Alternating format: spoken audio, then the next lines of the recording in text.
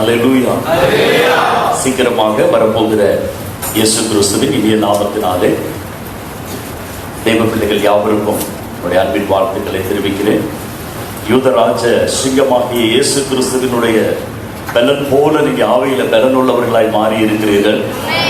இப்பொழுது ஆவியானவர் செய்கிற காரியங்களை அறிந்து நான் கர்த்தருக்குள்ள மிகவும் சந்தோஷப்பட்டேன். இந்த திருச்சபைக்கு கர்த்தர் வைத்திருக்கிற நோக்கங்கள் அதனுடைய பூரணத்திற்கு வந்திருக்கிற நாட்கள் இது.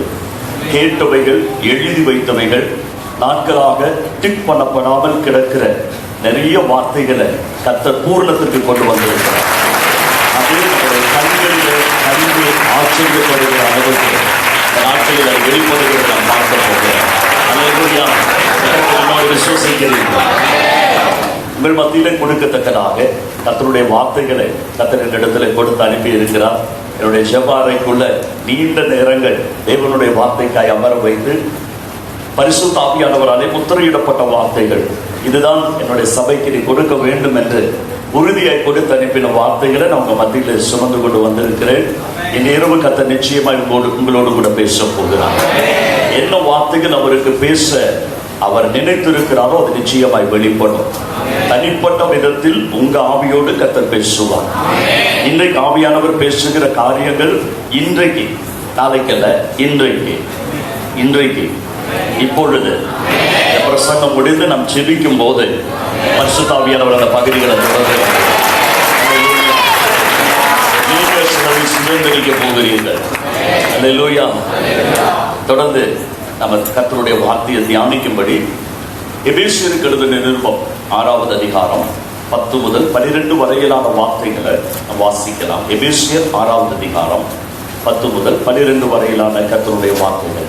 கடைசியாக என் சகோதரரே, கர்த்தரிலும் அவருடைய சத்துவத்தின் வல்லமையிலும் பலப்படுங்கள். நீங்கள் பிசாசின் தந்திரங்களோடு எதிர்த்து நிற்க திராணி உள்ளவர்கள் ஆகும்படி தேவனுடைய சர்வாயுத வர்க்கத்தையும் கழித்துக் கொள்ளுங்கள். ஏனெனில் மாம்சத்தோடும் இரத்தத்தோடும் அல்ல, துரைத்தனங்களோடும் அதிகாரங்களோடும் இப்பிரபஞ்சத்தின் அந்தகார லோகாதிபதிகளோடும் வான மண்டலங்களில் உள்ள பொல்லாத ஆவிகளின் சேனைகளோடும் நமக்கு போராட்டம் உண்டு. நம்ம எல்லாருக்கும் நன்றாய் தெரிந்த ஒரு வேத பகுதி அது.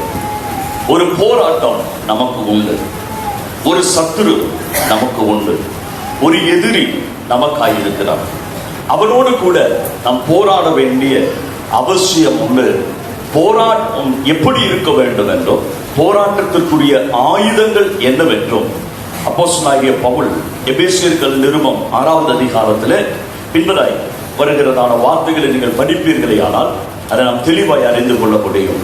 யுத்தம் நிச்சயமாய் உண்டு, யுத்தம் தவிர்க்க முடியாதது.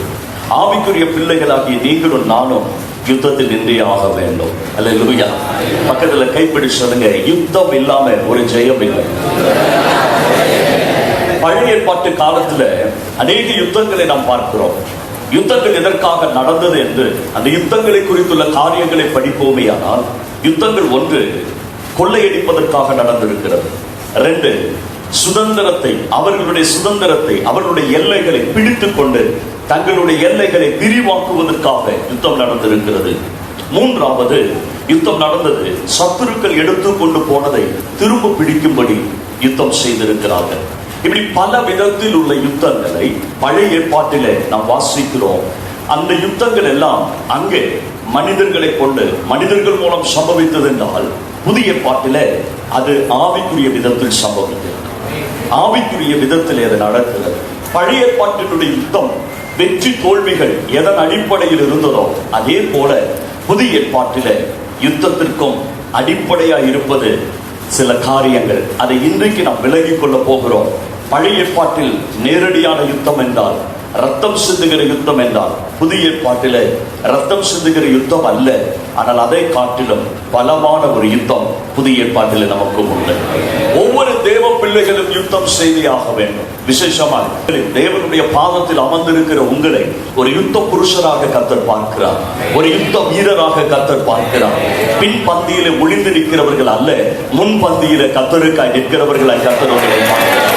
அதற்குரிய அபிஷேகத்தை கர்த்தர் இந்த நாட்களிலே ஜனத்திற்கு வைத்து விசுவசிக்கிறீர்கள்? சிறு பிள்ளைகள் முதல் பெரியவர்கள் வர வயது வித்தியாசம் இல்லாமல் தேவன் யுத்த வீரர்களை சபையில் எழுப்ப போகிறார். ஏற்கனவே இருக்கிறவர்களை தளபதிகளாய் தெய்வம் மாற்ற போகிறார். ஏற்கனவே யுத்த புருஷர்களாய் இருக்கிறவர்களை சீஃப் கமாண்டர்களாய் கர்த்தர் மாற்ற போகிறார். தேவனுடைய வலது பாரசத்தில் இடது பாரசத்தில் நின்று கொண்டு தேவனுடைய திட்டங்களை அப்ளை பண்ணுகிற அல்லது தேவனுடைய திட்டங்களை எக்ஸிக்யூட் பண்ணுகிற உன்னத நிலைமைகளுக்கு தேவன் சிலரை உயர்த்தி எடுக்க போகிறார். ஆனால் ஒன்று நிச்சயம், நீங்களும் நானும் யுத்தம் செய்ய போகிறோம். இத்தேசம் யுத்தத்திற்காக ஆயத்தமாகி கொண்டிருக்கிறது. ஆவிக்குரிய நிலைமைகள் யுத்தம் செய்ய ஆரம்பித்திருக்கிறது. இந்த தேசத்தினுடைய ஒவ்வொரு நிகழ்வுகளும் யுத்தத்திற்காக நீங்கிக் கொண்டிருக்கிறது.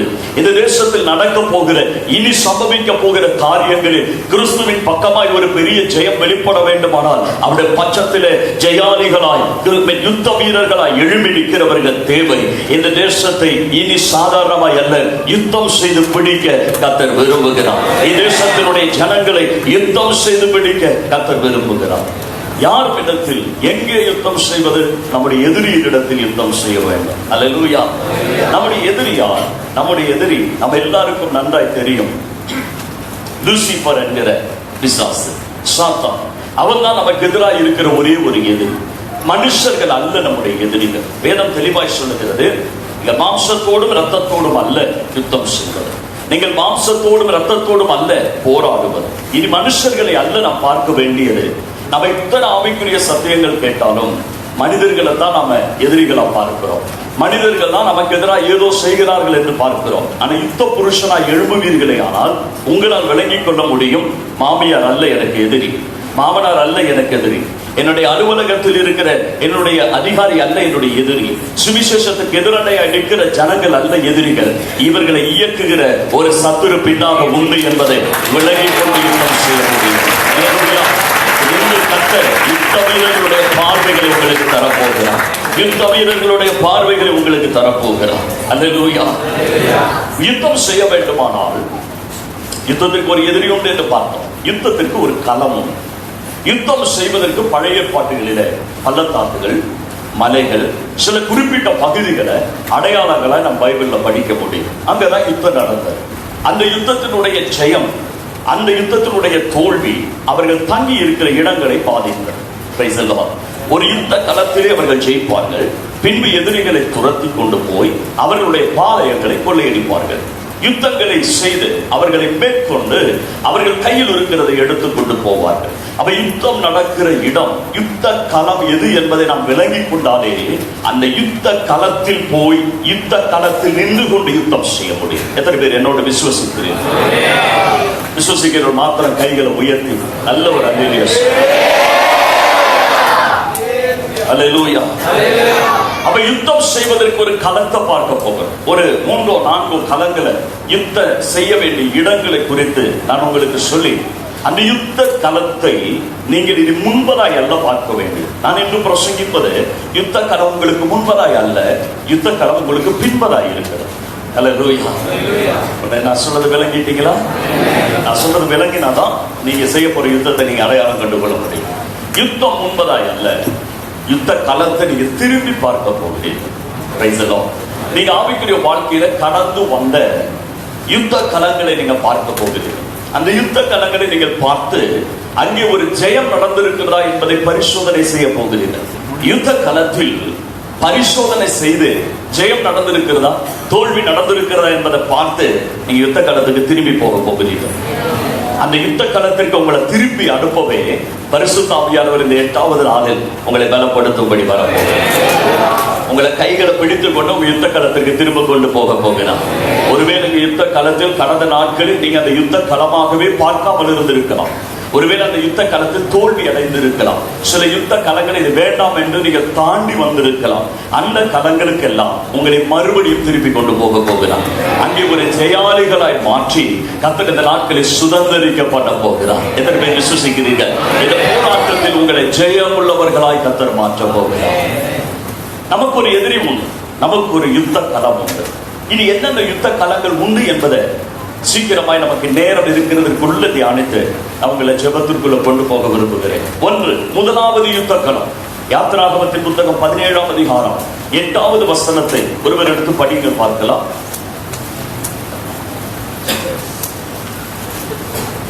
அமலேக்கியர் வந்து ரெவிதீமிலே இஸ்ரவேலரோட யுத்தம் பண்ணினார்கள். அமலேக்கியர் வந்து ரெவிதீமிலே இஸ்ரவேலரோட யுத்தம் பண்ணினார்கள். பாக்கி உள்ள பகுதிகள் எல்லாம் நீங்க வீட்டில் போய் படித்துக் கொள்ளுங்க. ரெவிதீமிலே இஸ்ராயேல் ஜனங்கள் எகிப்திலிருந்து புறப்பட்டு கானானுக்கு போகிற வழியில ரெவிதீம் என்கிற இடத்தில் வைத்து அமலேக்கியரோடு யுத்தம் பண்ணுகிறார்கள். இதுதான் நாம பார்க்க போகிற முதலாவது யுத்த களம். இந்த யுத்த களத்துல என்ன நடக்கிறது? இஸ்ராயேல் ஜனத்திற்கும் அமலேக்கியருக்கும் இடையில ஒரு பெரிய யுத்தம் நடக்கிறது. இந்த யுத்தம் எதற்காக நடக்கிறது? ரெவிதீமில் அவர்கள் வந்து நிற்கும் போது இஸ்ராயேல் ஜனத்தை நடத்துகிற கர்த்தர், இஸ்ரவேல் ஜனத்தை பராமரிக்கிற தேவன் அவர்களுக்கு எல்லாவித நன்மைகளையும் கொடுத்து பராமரிக்கும் போது தேவைகள் இல்லாதவைகளை கூட அவர்களுக்கு உருவாக்கி கொடுத்து வனாந்தர பயணத்தில் தேவன் அவர்களை பராமரிக்கிறார். ஏன்? வண்ணாவை கொடுத்து கூட கர்த்தர் பராமரித்தார். அல்லேலூயா. தூதர்களுடைய அப்பம் என்று வேத புத்தகம் அதை சொல்லுகிறது. கர்த்தர் அதைகளுக்கு கூட கொடுத்து ஆசீர்வதித்தார். இப்ப அந்த இடத்துல வரும்போது தண்ணீருக்கு ஒரு பிரச்சனை உண்டாகிறது. அந்த கவனிக்கணும், தண்ணீருக்கு பிரச்சனை. இனி ஒரு காலம் வரப்போகிறது, அது தண்ணீருக்குள்ள பிரச்சனை உள்ள காலமாக இருக்கும். தண்ணீருக்கு ஒரு பிரச்சனை. என்ன பிரச்சனை? தண்ணீர் இல்லாத நிலம். தண்ணீர் இல்லாத நிலத்தில் அவர்கள் நின்று கொண்டு மோசேக்கு விரோதமாய் முறுமுறுக்கிறார்கள், கர்த்தருக்கு விரோதமாய் முறுமுறுக்கிறார்கள். எங்களுக்கு ஏன் ஆசீர்வாதம் இல்லை? இந்த இடத்துல மரணத்தினால தாகத்தினால சாகடிக்கவா கர்த்தர்களை கொண்டு வந்தார் என்றெல்லாம் சொல்லி அவர்கள் முறுமுறுக்கிற வேளையில கர்த்தர் அவர்களுக்கு ஒரு அற்புதம் செய்தார். அந்த அற்புதம் என்ன? அந்த இடத்துல தண்ணீரை தேவன் கொடுத்தார். அவ்வளவுதான் விஷயம். அல்லேலூயா. இஸ்ராயேல் ஜனத்தினுடைய தேவைகளில் கர்த்தர் ஒரு அற்புதம் செய்த போது அந்த நிலத்தினுடைய உரிமையாளன் எழுப்பி வந்து யுத்தத்துக்கு வருகிறான். அல்லேலூயா. அப்ப முதலாவது யுத்த களம் எங்கே? எப்பொழுது தேவன் புதிய நன்மைகளால் நம்மை ஆசீர்வதிக்கிறாரோ, இதுவரை நீங்க பெறாத, இதுவரை அனுபவித்திராத, இதுவரை உபயோகித்திராத ஏதோ ஒரு காரியத்தை தம்முடைய ஜனத்திற்கு கர்த்தர் தரும் போது அது எங்கே பாயும் என்பது சத்துருவுக்கு தெரியும். அது எவ்விதமாய் நம்மை பலப்படுத்தும் என்பது நம்முடைய எதிரிக்கு தெரியும். அது பலப்பட்டால், அவர்கள் குடித்து பலனடைந்தால் அவர்கள் மகா பெரிய பலசாலிகளாய் மாறுவார்கள் என்பது பிசாசுக்கு தெரியும். ஆகவே அமலேக்கினுடைய ரூபத்தில் சத்துரு அவர்களோடு கூட போராட வருகிறார். அல்லேலூயா. இந்த உபவாசத்தில் இதுவரை இல்லாத ஒரு பலனை நீங்கள் பெற்றிருக்கிறீர்கள். இதுவரை இல்லாத கிருபைகளை பெற்றிருக்கிறீர்கள். இதுவரை இல்லாத ஒரு ஆவிக்குரிய நிறைவை நீங்கள் பெற்றிருக்கிறீர்கள். சொல்ல போனா இப்பொழுது விட்டா இந்தியாவை அசைக்கும்படி ஒரு பெரிய அபிஷேகத்தை உங்க மேல நீங்கள் கொண்டிருக்கிறீர்கள். இது எழுப்பி வருகிறது என்றால் பயம் யாருக்கு தெரியுமா? பிசாசுக்கு தான் பயம். எத்தனை பேர் விசுவசிக்கிறீர்கள்? இதை பார்க்கும் போது யாருக்கு பயம் தெரியுமா? பிசாசு தான் பயப்படுவான். சிறு பிள்ளைகள் அபிஷேகம் பண்ணப்படும் போது, வயோதிபர்கள் அபிஷேகம் பண்ணப்படும் போது, குடும்பங்கள் கிருபையால எழும்பும் போது சத்துரு பயப்படுகிறான். காரணம், இவர்கள் தான் எனக்கு எதிராக புறப்படுவார். எதிர்விராமன் என்று சொல்லுகிறார். அப்படி ஒருவர் எழும்பாமல் இருக்க என்ன செய்வது? அவர்களை அந்த அபிஷேகத்தை பெறும் போதே, அந்த நன்மையை பெறும் போதே அவர்களை ஒதுக்கி விட்டார், அவர்களை மேற்கொண்டு அவர்களை கட்டி போட்டு விட்டார். அவர்கள் எனக்கு எதிராக எழும்ப மாட்டார்கள் என்பதே சத்துரு அவனுடைய தீர்மானமும் திட்டமுமாய் இருக்கிறது. நான் உங்களை உற்சாகப்படுத்த விரும்புகிறேன். உங்களுடைய அபிஷேகம் புதியதென்றால், கிருபை புதியதென்றால், நன்மை புதியதென்றால், கடந்த களத்தை, இந்த யுத்த களத்தை பாருங்க. கடந்த உபவாசத்தை, கடந்த ஒரு ஆவிக்குரிய தீர்மானத்தை, இதற்கு முன்பு தேவன் உங்கள் மேல் வைத்த கிருபை வெளிப்பட்ட நாட்களில் இவன் ஒரு யுத்தத்திற்கு உங்களுக்கு விரோதமாய் வந்தான். அப்பழைய யுத்த களத்தில் அவன் உங்களை ஜெயித்தானா? அவன் உங்களை கட்டி போட்டானா? அவன் உங்களை மேற்கொண்டானா என்பதை இன்று ஆவியானவர் சிந்தித்து பார்க்க சொல்லுகிறார். கடந்த முறை பெற்ற அபிஷேகத்தில் எழும்ப முடியாதபடி, தாளந்துகளை உபயோகிக்க முடியாதபடி, நன்மைகளை குடும்பத்திற்குள்ளே அனுபவிக்க முடியாதபடி, தேவன் எனக்கு கொடுத்த தரிசனத்திலே முன்பதாய் கடந்து போக முடியாதபடி என்னை அவன் ஒதுக்கி, என்னை அவன் பலவீனப்படுத்தி, சிறுமைப்படுத்தி கட்டி போட்டிருப்பான் என்றால் கர்த்தர் உங்க கைகளை பிடித்துக் கொண்டு சொல்லுகிறான், நீ எழுந்து வா, அங்கே போய் யுத்தம் பண்ண போகிறேன். எழுந்து வா, அங்கே போய் யுத்தம் பண்ண போகிறேன். எழுந்து வா, நாம் இணைந்து யுத்தம் செய்ய போகிறோம் என்று பரிசுத்த ஆவியானவர் சபையோடு தீர்க்க தரிசனமாய் பேச விரும்புகிறார். இன்றைக்கு நீ இனி பழைய இடத்துல தோல்வி அடைய போவது இல்லை. நன்மை வந்தபோது கடந்த முறை தோற்று போனீங்க. பலன் வந்தபோது கடந்த முறை அவன் சிறுமைப்படுத்தினான். அபிஷேகம் வெளிப்பட்ட போது கடந்த முறை பாவத்தில் அவன் உங்களை தள்ளினான், பலவீனத்தில் உங்களை கட்டி போட்டான். கொண்டான். எழும்ப வேண்டிய விதத்தில் எழும்ப முடியாதபடி உங்களை சிறுமைப்படுத்தினான். அவனை நாம் தோற்கடிக்கிற உபவாசம், அவனுக்கு எதிராக யுத்தத்தில் எழும்புகிற உபவாசம், அவனை நாம் சிறுமைப்படுத்துகிற உபவாசம்.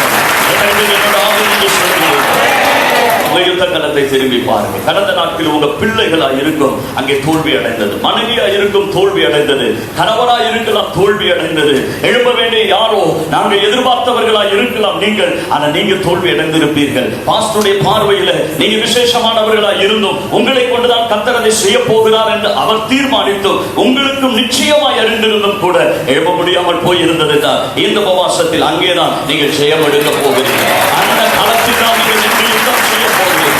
அந்த களத்தில் சத்துருவோடு போராட போகிறீர்கள். உங்கள் கிருபையை, உங்கள் ஆனந்தங்களை, உங்கள் அபிஷேகத்தை, உங்களுடைய கிருபையை தேவன் உபயோகித்து இன்று தேவன் உங்களுக்கு தந்த இந்த கடந்த நாட்களில் உபவாசத்தின் ஜெபத்தில் உங்களுக்கு தந்த எல்லாவித கிருபைகளையும் கர்த்தர் எடுத்து பயன்படுத்த உங்களை யுத்த களத்துக்கு கொண்டு போய் நிறுத்த போகிறார். ஆயுதங்களோடு நீங்கள் யுத்தம் செய்து ஜெயிக்க போகிறீர்கள். இனி நீங்க அமலேக்க பார்ப்பது, எந்த நன்மை வந்தாலும் குறுக்கிடுகிற அமலேக்கு, எந்த ஒரு கிருபை கிடைச்சாலும் பலவீனப்படுத்த போராடுகிற அமலேக்கிய சக்திகள். எப்பொழுது நாம் பலம் பெற்று எழும்ப வேண்டும் என்று தேவனுடைய சமூகத்தில் நன்மை பெறுகிறேனோ அப்பொழுது என்னோடு கூட போராடுகிற அமலேக்கிய ஆவிகள் இனி நான் கண்கள் முன்பதாய் பார்ப்பதில்லை. கர்த்தர் ஒரு ஜெயத்தை கொண்டு வர போகிறேன். அல்லேலூயா. நான் இந்த போராட்ட அந்த பகுதியை காண்பிக்கிறேன். நாங்க எப்படி போராடுவது? ஜெபத்தின் மூலமாய் போராட வேண்டும். மோசேயும் ஆரோனும் ஒரு குறிப்பிட்ட ஒரு குரூப்பும் எழுந்து கொண்டு மேலே ஜெபிக்கிறார்கள், கீழே யுத்தம் செய்கிறார்கள். யுத்தமும் வேண்டும், ஜெபமும் வேண்டும். பக்கத்துல கைப்பிடிச்சு சொல்லுங்க, யுத்தம் வேண்டும், ஜெபமும் வேண்டும். ஆனா எது தெரியுமா ஜெயத்திற்கு அடிப்படையா இருக்க போவது? ஜெபம், ஜெபம். அதனால இன்றைக்கு ஒரு ஜெப அபிஷேகம் உங்க மேல வெளிப்படும். இதுவரை நீங்க ஜெபிக்காத விதத்தில் ஜெபிக்க போகிறீர்கள். இதுவரை காணாததை கண்டு தரிசித்து ஜெபிக்க போகிறீர்கள். எந்த வழியா சத்துரு வருகிறார் என்பதை அறிந்து ஜெபிக்க போகிறீர்கள். சில பிள்ளைகள் பெரியவர்கள் வர ஜெப அபிஷேகத்தை கண்டு வைக்க போகிறார். ராத்திரி முழுவதும் கைகளை உயர்த்தினீர்கள். இஸ்ரவேல் சேனை ஜெயிப்பதற்காக ஆரோன் காண்பிக்க மோசே ஜெபித்தது போல தேவ பிள்ளைகளுக்கு ஜெபித்தபடி ஒரு விசேஷ ஆவியை கர்த்தர் உங்கள் குடும்பத்திலே வைக்க போகிறார். தோல்வி அடைந்த இடத்திலே ஒரு ஜெயமில்லாத போகிறார். அந்த நாட்கள்ல அப்படியானால் அமலேக்கு ஏதோடு யுத்தம் பண்ணினான்? உங்க ஜெப ஆவியோடு. அவருக்கு ஏதோடு யுத்தம் பண்ணினான், உங்களுடைய ஜெபாவியை அவிழ்த்து போடும்படி. பட் இந்த முறை என்ன நடக்க போகுது தெரியுமா? நாம் அவனை ஜெயிக்க போகிறோம். நாம் அவனை ஜெயிக்க போகிறோம். நன்றாட்டு வீரர்கள் எதிர்கொள்ள எழும்ப போகிறீர்கள். உங்களுடைய ஜெபத்தை வைத்துதான் ஒரு ஜெயம் நடக்க போகிறது. இந்த காலத்துல தோல்வி அடைந்தவர்கள் இன்றைக்கு ஜெயம் எடுக்க போகிறீர்கள். இரண்டாவது யுத்த கலவைக்கு உபாகமத்தின் புத்தகம் 25ஆம் அதிகாரம் 17 முதல் 19 வரையிலான வசனங்களை நாம் வாசிப்போம். உபாகமம் 25ஆம் அதிகாரம் 17வது வசனம்.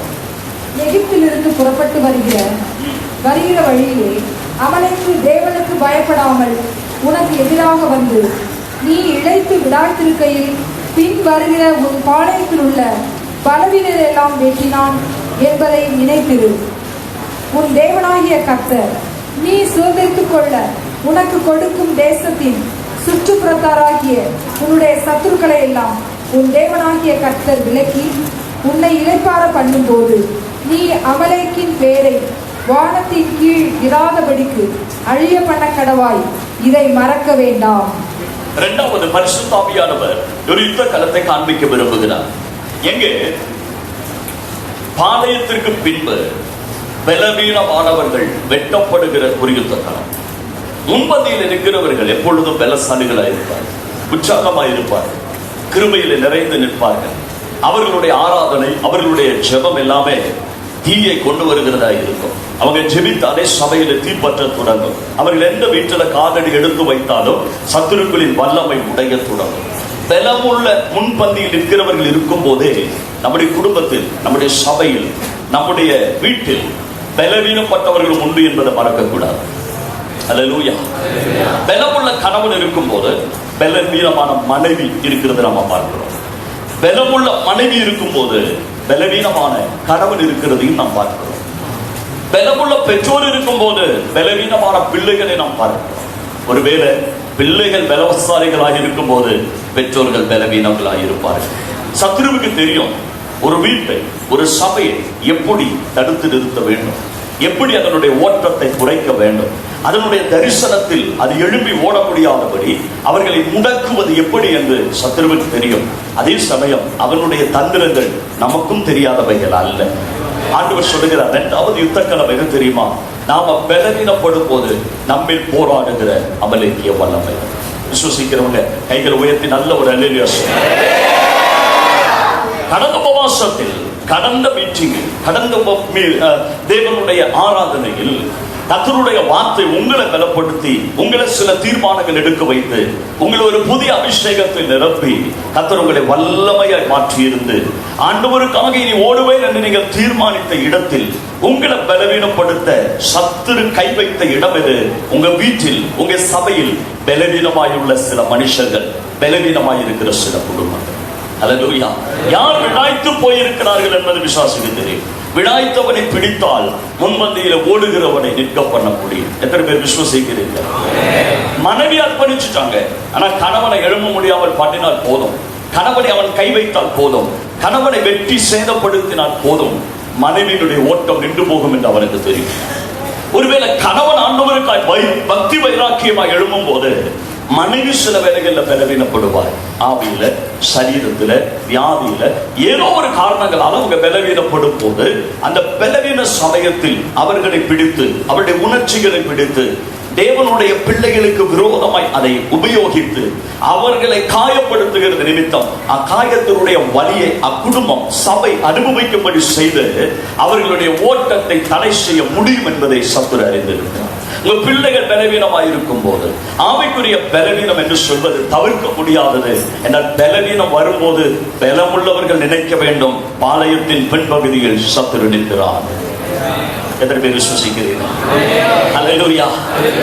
அநேக ஊழியர்கள், அநேக தெய்வ பிள்ளைகளை நான் அறிவேன். என்னுடைய காலத்தில் ரட்சிக்கப்பட்ட, என்னுடைய காலத்திலே கர்த்தருக்காய் எழும்பின பலரும், ஏன் எனக்கு வழிகாட்டினவர்களும், இவ்விதமாய்த்தான் நீ கர்த்தருக்கு ஊழியம் செய்ய போகிறாய் என்று சொன்னவர்களும் கூட ஊழிய களத்தில் இல்லாதபடி அல்லது கிறிஸ்துவத்தினுடைய அனுபவங்களில் நிற்க முடியாதபடி பலவீனப்பட்டதை நான் பார்க்கிறேன். என்ன காரணம் தெரியுமா? தன்னுடைய வீட்டில் பலவீனம் உள்ளவர்கள் மேல், தன்னுடைய குடும்பத்தில் பலவீனம் உள்ளவர்கள் மேல் சத்துருவினுடைய பார்வை உண்டு என்பதை அறிய மறந்து போனது நிமித்தம் தொடர்ந்து சத்துரு அந்த பலவீனமானவர்களை கை வைக்கும் போது, பலவீனமானவர்களை தொடும் போது, பலனுள்ள பராக்கிரமசாலிகளே நம்முடைய ஓட்டம் நின்றுவிடும் அல்லது ஓட்டம் நிதானம் அடைந்து ஒருவேளை குளிந்து போய்விடும். ஆகவே யுத்த களத்தை இன்றைக்கு 2வது திரும்பி பார்க்க போகிறோம். கடந்த நாட்களிலே உங்க குடும்பத்தில் கணவனையோ, மனைவியையோ, பிள்ளைகளையோ, சூழ்நிலைகளையோ பலவீனப்படுத்தி அந்த பலவீனத்தை நிமித்த உங்களுடைய ஆவிக்குரிய வாழ்க்கையை அவன் தடை செய்து அவன் மேற்கொண்டான் என்றால் இந்த உபவாசத்தில் கர்த்தர் உங்களை அந்த யுத்த களத்துக்கு கொண்டு போகிறது. ஜெயமளிக்க போகிறது, ஜெயமளிக்க போகிறது, ஜெயமளிக்க போகிறது, ஜெயமளிக்க போகிறது. 8வது நாள் சிலரோடு பரிசுத்தமானவர் வெளியிலுள்ள மனதில் பேசுகிறத நான் பார்க்கிறேன். நீ ஜெயமளிக்க போகிற, ஜெயமளிக்க போகிற.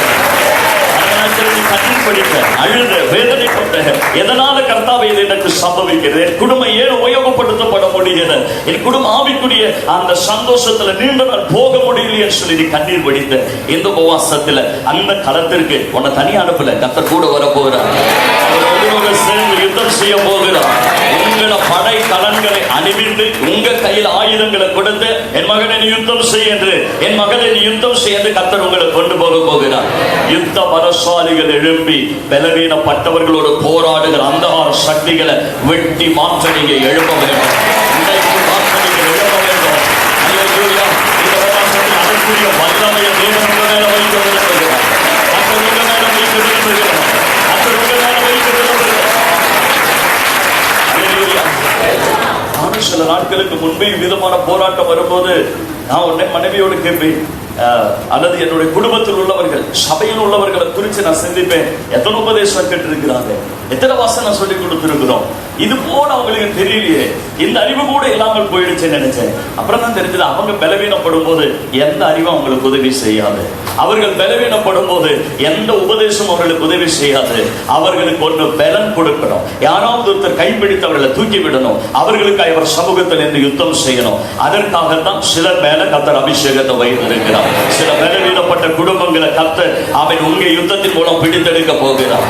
அவர்களை தேர்ச்சி ஆற்றி காயம் கட்டி அவர்களை முன்பந்திக்கு கொண்டு வர போகிறார். அவர்களை கொண்டு வந்தோடு கைகோர்த்து நிற்க வேண்டும். முன்பந்தியிலே ஓடும்படி ராத்திரி அந்த அபிஷேகம் உங்க மேல பரிசுத்த ஆவியானவர் கொண்டு வர போகிறார். இனி நீங்க தோல்வி அறிய போவதில்லை. இனி நீங்க தோல்வி அறிய போவதில்லை. என் வீட்டுல பலவீனப்பட்டவர்கள் மேல இனி அவன் கை வைக்க போவதில்லை. நான் எழுந்து யுத்தம் செய்ய போகிறேன். நான் எழுந்து யுத்தம் செய்ய போகிறேன். நான் எழுந்து யுத்தம் செய்ய போகிறேன். ஆவியில் அனுபவிக்கிறீர்கள். கர்த்தர் உங்களை யுத்த புருஷர்களாய் பார்க்கிறார்.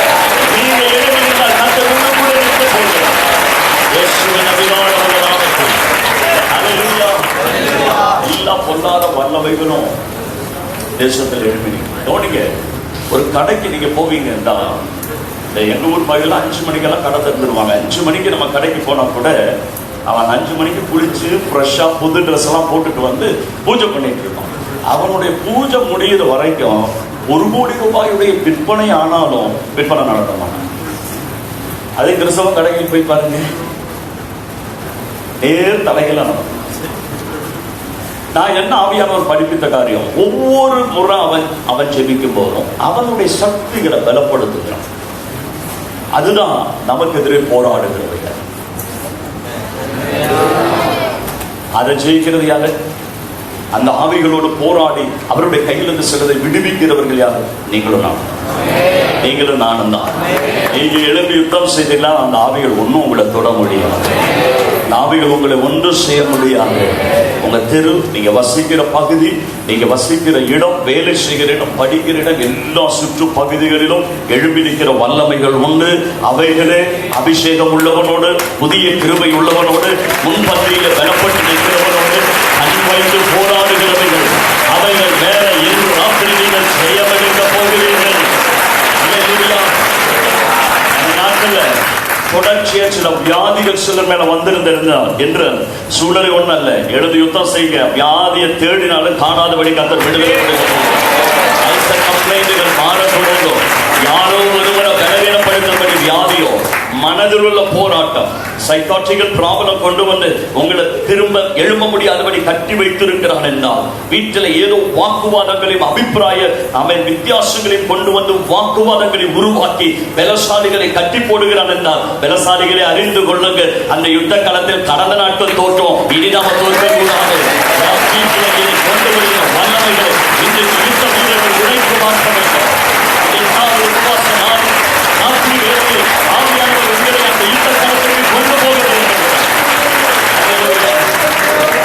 ஆண்டவர் இதை கற்றுக் கொடுத்த போது நான் என்னுடைய யுத்த கலங்களை திரும்பி பார்த்தோம். நம்ம அப்படியே ஜம்ப் பண்ணி சில யுத்த கலங்களை தாண்டி வந்துடுவோம். போராடி பார்ப்போம், நடக்கலையா அதை அங்கேயே விட்டுட்டு ஜம்ப் பண்ணி வந்துருப்போம். இன்று ராத்திரி இந்த ஜம்ப் பண்ணி வந்தவங்களோட தான் கர்த்தர் பேசுறாரு. உங்களை அங்க கூட்டிட்டு போக போறாரு. உங்களை கூட்டிட்டு போக போகிறார். அதெல்லாம் அப்படியே விட்டு விட்டு வந்தவர்கள் அந்த இடத்துல ஜெயிக்க போகிறீர்கள். அந்த அபிஷேகங்களை கர்த்தர் உங்களை வைக்க போகிறார். விசுவசிக்கிறேன். என் மனைவியினுடைய சரீரத்தில் வருகிற பலவீனம் அது இயற்கையா வருகிறது அல்ல. பலமுள்ள நான் எழுந்து ஓடாதபடி என்னை தட்டி வைக்க சத்துரு கொண்டு வந்த அந்த மனைவிக்காக எழுந்து நீங்க யுத்தம் பண்ணுங்க. உங்கள் கணவருடைய கோபம், உங்கள் கணவருடைய திடீர் என்று மாறுகிற சுபாவம் அது இயற்கை அல்ல. அது சத்துரு கொண்டு வந்து குடும்பத்தில் கலகம் உண்டாக்கி உங்களுடைய ஆவிக்குரிய ஓட்டத்தை தடை செய்யும்படி சத்துரு உண்டாக்கி வைத்தவைகள். மனைவிகளே, முன்பந்தியில் இருக்கிற தெய்வதாசிகளே, எழும்பி யுத்தம் செய்யுங்கள். மாணவர்கள் பொருளாதார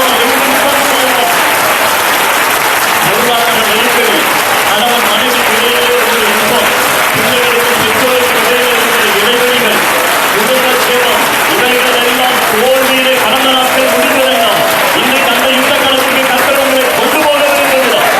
அங்கே நீங்கள் ஜெயிக்க வேண்டும். குடும்ப ஜபம் என்று சொல்வதில்லை, தனியா ஜபிக்கிறோம். கணவர் வரும்போது அவர் ஜெபிச்சுக்குவாரு, மனைவி அவங்க ஜெபம் பண்ணிக்குவாங்க, பிள்ளைகள் அவங்க ஜெபம் பண்ணிக்குவாங்க. ஒரு நாள் அவங்க கூட தங்கினா இந்த தனி ஜெபம் என்னன்னு சொல்லி கண்டுபிடிச்சிடலாம். ஆத்திரம் தோத்திரம் ஆமேனா படுத்து தூங்கிடுது. இந்த ஜெபம் ஒன்றும் உதவி செய்யாது. சில வேளைகள்ல கர்மேல் பர்வதத்துல எலியா ஜெபித்தது போல முழங்காலுக்குள்ள தலையை வச்சு பிள்ளைகள் சோகமா தூங்கிட்டு இருப்பாங்க. அதுதான் அந்த பிள்ளைகள் ஜெபிக்கிற தனி ஜெபம். அவங்கள தட்டி எழுப்பி கொண்டு போய் படுக்க வைக்க வேண்டியதா இருக்கும். பொருளாதார நெருக்கடி, வாக்குவாதங்கள், கணவன் மனைவி, பெற்றோர் பிள்ளைகளுக்கு இடையில உள்ள இடைவெளி, ஒருமித்து கூடி வர முடியாதபடி சத்துரு நம்முடைய வீட்டில் பலவீனமானவர்களை வைத்து எடுத்த தந்திரங்களை இன்றைக்கு ஆவியானவர் உடைத்து போட்டு ஒவ்வொரு நாள் காலையிலும் ராத்திரியிலும் உங்களை கர்த்தர் இணைக்க போகிறது. நீங்க கைகோர்த்து ஜெபிக்கும் போது உங்க வீட்டுல பெரிய விடுதலை நடக்க போகிறது. நான் கர்த்தரை துதிக்கிறேன். அதை ஃபீல் பண்றவங்களுக்காக கர்த்தரை நான் துதிக்கிறேன். எனக்கு தெரியும் சிலரோட ஆவியானவர் பேசிக் கொண்டு இருக்கிறார். உங்க வீட்டில் ஒரு ஜெயக்கொடி ஏற்ற போகிறீர்கள். இதுவரை இந்த பகுதியில் ஜெயக்கொடி இல்லை. இன்றைக்கு ஒரு கொடியை கர்த்தர் ஏற்ற போகிறார். நீங்கள் அதை ஜெயமெடுக்க போகிறீர்கள்.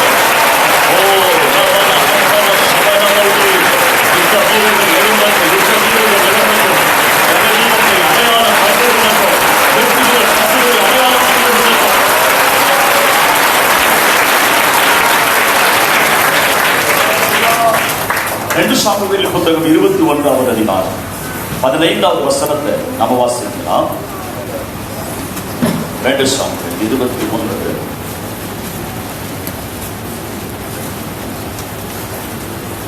15வது வசனம். பின்பு பெலிஸ்தர் இஸ்ரவேலின் மேல் யுத்தம் செய்தார்கள். அப்பொழுது தாவீதும் அவனோடு கூட அவன் சேவகரும் போய் பெலிஸ்தரோட யுத்தம் பண்ணினார்கள். தாவீது விடாய்த்து போனான். யுத்தத்தில் தாவீது விடாய்த்து போனான். Praise the Lord. தாவீது பலப்பட்டான் என்கிற வசனத்தை அதிக முறை நாம தியானிக்கிறவர்கள். ஆனா தாவீது விடாய்த்து போனான் என்கிற ஒரு வசனத்தையும் பழைய ஏற்பாட்டில் பார்க்கிறோம். அபிஷேகம் என்று வந்தால் தாவீதை தொடாம யாரும் பிரசங்கிக்க மாட்டார். அப்படிப்பட்ட தாவீது ஒரு யுத்தத்தில் விடாய்த்து போனான் என்று எழுதப்பட்டிருக்கிறது. எத்தனை ஜெபிக்கிறவர்களாக இருந்தாலும் நம்முடைய சரீரத்தில் நம்முடைய ஆவியில் சில தொய்வுகள் வரதான் யாரும் அதை என்ன செய்ய முடியாது, தவிர்க்க முடியாது. அது சில வேளைகளில் கர்த்தர் நமக்கு சில பாடங்களை கற்றுக் கொடுப்பதற்காக கூட இருக்கும். ஆனா விடாய்த்து போன போது எங்க விடாய்த்து போன? யுத்தத்திலேயே. யுத்தத்துல விடாய்த்து போன தலை போயிடும்.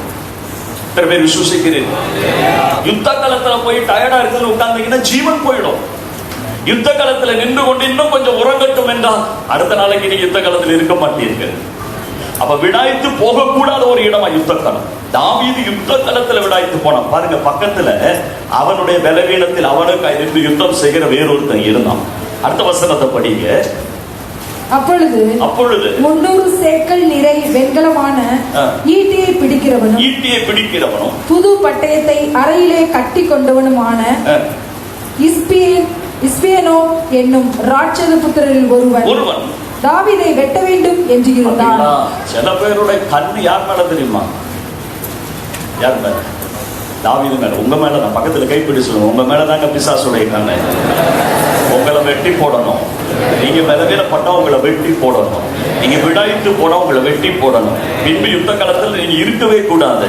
பிசாசுடைய தந்திரம். அடுத்த வசனம் சொல்லுகிறது,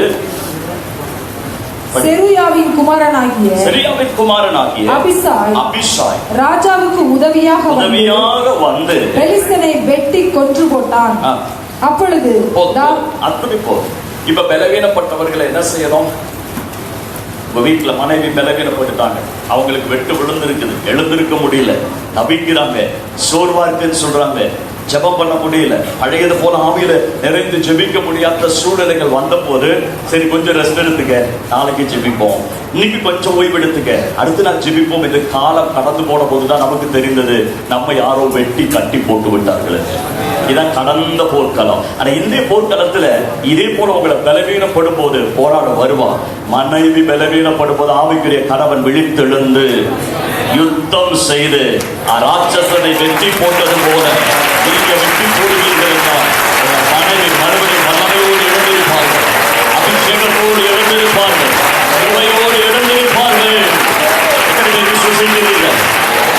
அப்படிலாம் மனைவி பார்த்து சொல்லக்கூடாது. 10 நாள் என்ன வசனம் கேட்டீங்க?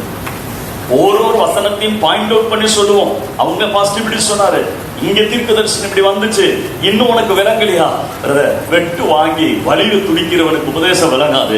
கூட நின்று அவர்களை வெட்டுகிறவனை வெட்டி மாற்றிவிட்டு பலவீனமானவர்களை எழுப்பி எடுத்து அவர்களுக்கு ஊழியம் செய்தால் அவர்கள் மறுபடியும் பழைய விலக்கோடு திரும்பி வருவார்கள். விசுவசிக்கிறவர்கள் நம்மளை பிரிக்க போறது.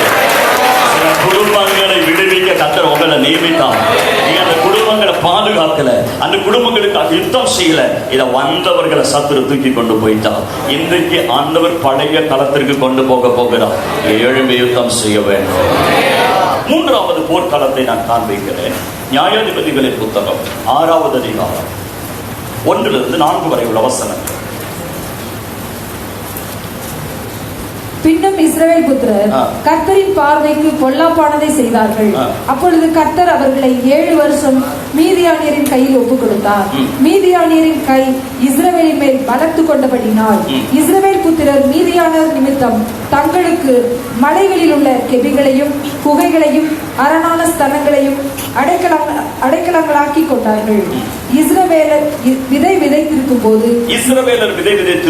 மீதியானியரும் அமலேக்கியரும் கிழக்கத்தி புத்திரரும் அவர்களுக்கு விரோதமாய் எழும்பி வந்து அவர்களுக்கு எதிரே பாளையம் இறங்கி காசாவின் எல்லை மட்டும் நிலத்தின் விளைச்சலை கெடுத்து இஸ்ரவேலிலே ஆகாரத்தையாகிலும் ஆடு மாடுகள் கழுதைகளையாகிலும் வைக்காதே போவார்கள். அவர்கள் தங்கள் மிருக ஜீவன்களோடும் தங்கள் கூடாரங்களோடும் வெட்டு கிளிகளைப் போல் திரளாய் வருவார்கள். அவர்களும் அவர்கள் ஒட்டகங்களும் எண்ணி முடியாததாய் இருக்கும். இந்த பிரகாரமாக தேசத்தை கெடுத்துவிட அதிலே வருவார்கள். இப்படி மீதியானியராலே இஸ்ரவேலர் மிகவும் சிறுமைப்படுத்தப்பட்டார்கள். அப்பொழுது மூன்றாவது யுத்த களம் எங்கே? நம்முடைய வீட்டில் நமக்கு கர்த்தர் தருகிற நன்மைகளை கொள்ளையடிக்கிற சத்துரு. கர்த்தர் நமக்கு தருகிற ஆவிக்குரிய பொருளாதார ஆசீர்வாதங்களை கொள்ளையடிக்கிற போராட்டம். எதற்காக இந்த கொள்ளை நடக்கிறது? வேதம் தெளிவாய் சொல்லுகிறது. அதனாலே அவர்கள் சிறுமைப்பட வேண்டும், பெருகக்கூடாது, கிருபையில பெருகக்கூடாது, அபிஷேகத்தில பெருகக்கூடாது, வரங்களில் பெருகக்கூடாது, ஜெப ஆவியில பெருகக்கூடாது, தரிசனங்களில் பெருகக்கூடாது. எல்லாவற்றிலும் அவர்கள் சிறுமைப்பட வேண்டும். அந்த சிறுமையை உண்டாக்கும்படி எதை அவருடைய கைகளில விளைச்சலாக நன்மையாக வைத்திருக்கிறார்களோ, எதை அவர்களுடைய ஆயுதங்களாகவும் எதை அவர்களுடைய கலங்களாகவும் வைத்திருக்கிறார்களோ அங்கே வந்து அவைகளை எல்லாம் கொள்ளையடித்துக் கொண்டு போய் விடுவது. அல்லேலூயா. இஸ்ராயேல் ஜனங்கள் சவுல் ராஜாவினுடைய நாட்களில் தோற்று போனதற்கான ஒரு காரணத்தை வேதம் சொல்லுகிறது. கொல்லர்கள் அவர்களுடைய தேசத்தில் இல்லை. ஆயுதங்களை உண்டாக்குற கொல்லர்களை எல்லாம் சத்துருக்கள் பிடித்துக் கொண்டு போய்விட்டார்கள். ஆயுதம் இல்லாததுனாலதான் சவுளுடைய சேனை தோற்று போனது. ஆயுதம் இல்லாதபடியினால்தான் சவுளுடைய சேனை அழிந்து போனது. உங்களுடைய பெருக்கம் தெய்வ ராஜ்யத்திற்கு எப்படி உதவும் என்று நம்ம காட்டிலும் பிசாசுக்கு நன்றாய் தெரியும். உங்களுடைய பிசினஸ், உங்களுடைய கையின் பிரயாசத்தில் வருகிறவைகளில் கர்த்தருடைய ஆசீர்வாதம் வெளிப்பட்டு அது 30, 60, 100 பெருகினால் உங்களுடைய நன்மை எங்கே போகும்? அந்த நன்மையினாலே தேசத்திற்குள் என்ன சம்பவிக்கும்? இந்த சபையில உங்களை கொண்டும் உங்களுடைய கையின் பிரதிபலனை கொண்டும் கர்த்தர் என்னென்ன காரியங்களை உருவாக்கி தேசத்தில் ஆத்துமாக்களை கொள்ளையடிப்பார் என்பது நம்மை காட்டிலும் சத்துருவுக்கு நன்றாய் தெரியும். எந்த ஒரு சபையிலும் கர்த்தர் தருகிற தரிசனங்களை ப்ராஜெக்டுகளாக மாற்றுவதற்கு சபையில கையின் பிரயாசம் அவசியம். கொடுக்க வேண்டிய காணிக்கைகளும் தசம பாகங்களும் அவசியம். உதாரத்துவமாய் கொடுக்கிறவர்கள் அவசியம். உதாரத்துவமாய் கொடுக்க வேண்டுமானால் உன் வீட்டில் ஒரு பெருக்கம் உண்டாக வேண்டும். உன்னுடைய கையின் விஷயத்தில் ஒரு பெருக்கம் உண்டாக வேண்டும். எத்தனை பேர் விசுவசிக்கிறீர்கள்? சில பேர் சொல்லுவாங்க, பாஸ்டர் மனசு இருக்குது, கொடுக்கிறதுக்கு இல்லை. நான் சொல்லுகிறேன், அது இயற்கை அல்ல, அது ஒரு போராட்டம். எத்தனை பேர் விசுவசிக்கிறீர்கள்? எல்லா பிசினஸ் நல்லா இருக்கு, என் பிசினஸ் மேல மட்டும் ஒரு போராட்டம். எல்லாருடைய கையின் பிரயாசத்துல நன்மை வருது, எனக்கு மட்டும் நன்மை வருது, ஆனால் வருவது போல அது கொள்ளையடிக்கப்பட்டு போயிடுது. டாக்டர்கள் கொண்டு போறாங்க, வியாதியஸ்தர்கள் கொண்டு போறாங்க, கடன்காரங்கள் எங்களிடத்திலிருந்து பறித்து கொண்டு போகிறார்கள். எங்களுக்கு தர வேண்டும் என்ற மனசு தர முடியுது. எல்லாம் கைகளை உயர்த்தி ஒரு அல்லேலூயா சொல்லுங்க. ஒரு சகோதரர் கடந்த நாட்களில் சொன்னார், பாஸ்டர் எப்போ ஒரு ஊழியத்தை தாங்க நினைச்சனோ அப்பொழுது இருந்து பிசினஸ்ல போராட்டம்.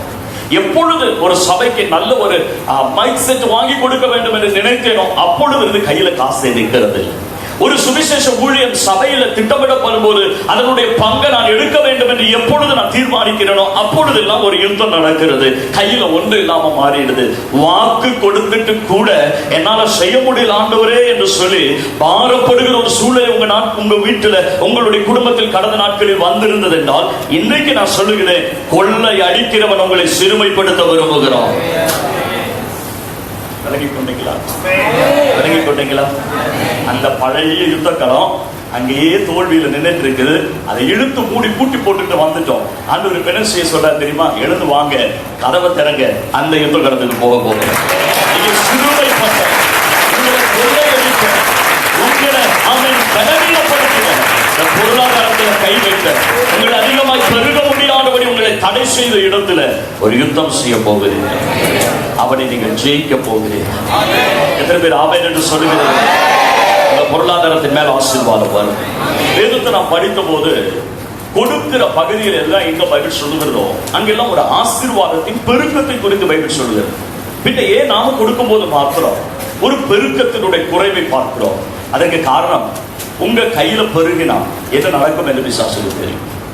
அல்லேலூயா. ஒரு தீர்மானம் நான் எடுக்கிறேன் என்று வைத்துக் கொள்ளுங்க. கர்த்தர் எனக்கு தருகிற ஆசீர்வாதத்தில் நான் 50% அல்லது 10% நான் கொடுக்கிறேன் தீர்மானிக்கிறேன். அதை நான் சரியா கொடுத்து கொண்டிருக்கும் போது ஆசீர்வாதம் என்ன செய்யும்? பெருகும். நான் பின்பு 20 கொடுக்கிறேன், 30 கொடுக்கிறேன், 40, 50. ஆண்டவர்கிட்ட சொல்றேன், ஆண்டவரே ஷேர் ஹோல்டரா மாறிடுவோம். எனக்கு 100 ரூபாய் கொடுத்தா உங்க ராஜ்யத்துக்கு 50, எனக்கு 50. அப்ப ஆண்டவர் என்ன செய்வாரு? பரவாயில்ல, இவனை நம்பி கொடுத்தா கரெக்டா 50% கொடுத்துருவான், தெய்வராஜ்யத்துக்கு கொடுத்துருவான். அதுல கை வைக்கிறவங்க கையில கொடுக்கவே மாட்டான். 50 5 மாசமா பிரிச்சு கொடுக்கிறவங்க கையில கொடுக்க மாட்டாங்க. ஒரு மாசத்துல 50 கொடுக்கிறேன்னு சொல்லி தீர்மானிக்கிறவங்க அவங்க கையில தான் கொடுப்பாங்க. அப்ப கொடுக்க தீர்மானிக்கும் போது விசுவாசிக்கு தெரியும், 50% சபைக்கு போனோம், சபையில் அடுத்த உபவாசம் ரெடியாகும், ஆத்துமாதாய கூட்டங்கள் ரெடியாகும், ட்ரைனிங் பண்ணுகிற விஷயங்கள் ரெடியாகும், அடுத்தது சிலர் கத்தரிக்காய் எழுப்பி விடுகிற காரியங்கள் ரெடியாகும், ஊழியர்கள் அதற்காய் தாங்குகிற காரியங்கள் ரெடியாகும். அப்ப ஆபத்து யாருக்கு? ஐயோ, என் சாம்ராஜ்யத்தை அழிக்கிறதுக்கு நானே இவங்களை விட்டா இவங்க தான் என்ன அழிப்பார்கள். ஆகவே ஊழியர்கள் எழும்பாதபடி, சபையினுடைய கிளை சபைகள் எழும்பாதபடி, சிலருடைய கைகளிலே பெருக்கம் உண்டாகாதபடி, அவர்கள் சபையினுடைய காரியங்களிலே தாங்காதபடி, இந்திய சுவிசேஷ ஊழியங்களிலே உதவி செய்ய முடியாதபடி அவர்களை சிறுமைப்படுத்தினால் தேவனுடைய ராஜ்யம் அதனுடைய ப்ராஜெக்டுகள் எல்லாம் கட்டி மூடப்படும் என்று பிசாசுக்கு தெரியும். ஆவியானவர் இந்த யுத்த களத்துக்கு உங்களை கொண்டு போக வைக்க போறார். கடந்த நாட்களில் சிறுமைப்பட்ட பகுதிகளில் ஒரு ஆசீர்வாதம் வெளிப்படும், பலவீனப்பட்ட பகுதிகளில் ஒரு ஆசீர்வாதம் வெளிப்படும். சிம்சோனை குறித்து பைபிள் சொல்கிறது, நியாயாதிபதிகள் 16ஆம் அதிகாரம் 19, 20 வசனத்தில் இவ்விதமாய் அந்த தெலீலாள் என்கிற பெண் அவனை சிறுமைப்படுத்தினார். சிறுமைப்பட்ட உடனே வழக்கம் போல அவன் எழுந்திருக்கிறான். ஒன்றும் நடக்கல. விசுவசிக்கிறீர்களா? தரிசனம் உள்ள இருக்குது, ஆசை உள்ள இருக்குது, வழக்கம் போல செய்ய எழுந்திருக்கும் போது காரியங்கள் சிறுமைப்பட்டு இருக்கிறதை அறிகிறோம். இன்னைக்கு நான் உங்களை பார்த்து சொல்லுகிறேன், அந்த யுத்த களம் இனி நீங்க காணப்போவது இல்லை. கர்த்தர் உங்களுக்கு கொடுத்த வாக்குத்தத்தத்தின் படியே நீங்கள் பெருக போகிறீர்கள். கர்த்தர் உங்களை ஆசீர்வதிக்கும் மனமே நீங்கள் விழ போகிறீர்கள். கர்த்தர் உங்கள் குடும்பத்தில் நியமித்திருக்கிற காரியத்தின் படியே உங்களுக்கு ஒரு விசாலம் வெளிப்பட போகிறது. உங்களை கொண்டே கர்த்தர் பெரிய காரியங்களை செய்ய போகிறார். அது 4வது 3வது யுத்த களம். 4வது யுத்த களத்திற்கு சீக்கிரமாய் கடந்து போவோம். 1 சாமுவேல் 30ஆம் அதிகாரம் 1-2 வசனங்களை படிக்கலாம். 1 சாமுவேல் 30வது அதிகாரம் 1-2 வசனங்கள். தாவீதும் அவன் மனுஷரும் 3ஆம் நாளிலே சிக்லாக்கு வந்து சேர்கிறதற்குள்ளே அமலேக்கிய தென்புறத்து சீமையின் மேலும் சிக்லாக்கின் மேலும் விழுந்து சிக்லாக்கை கொள்ளையடித்து அதை அக்கினியால் சுட்டெரித்து அதிலிருந்த ஸ்திரீகளாகிய சிறியவர்களையும் பெரியவர்களையும் சிறைப்பிடித்து ஒருவரையும் கொன்று போடாமல் அவர்களை பிடித்து கொண்டு தங்கள் வழியே போய்விட்டார்கள். 4வது யுத்த களம் எங்கே? குடும்பத்தில். என்ன விசுவசிக்கல என்று நான் நம்புகிறேன்.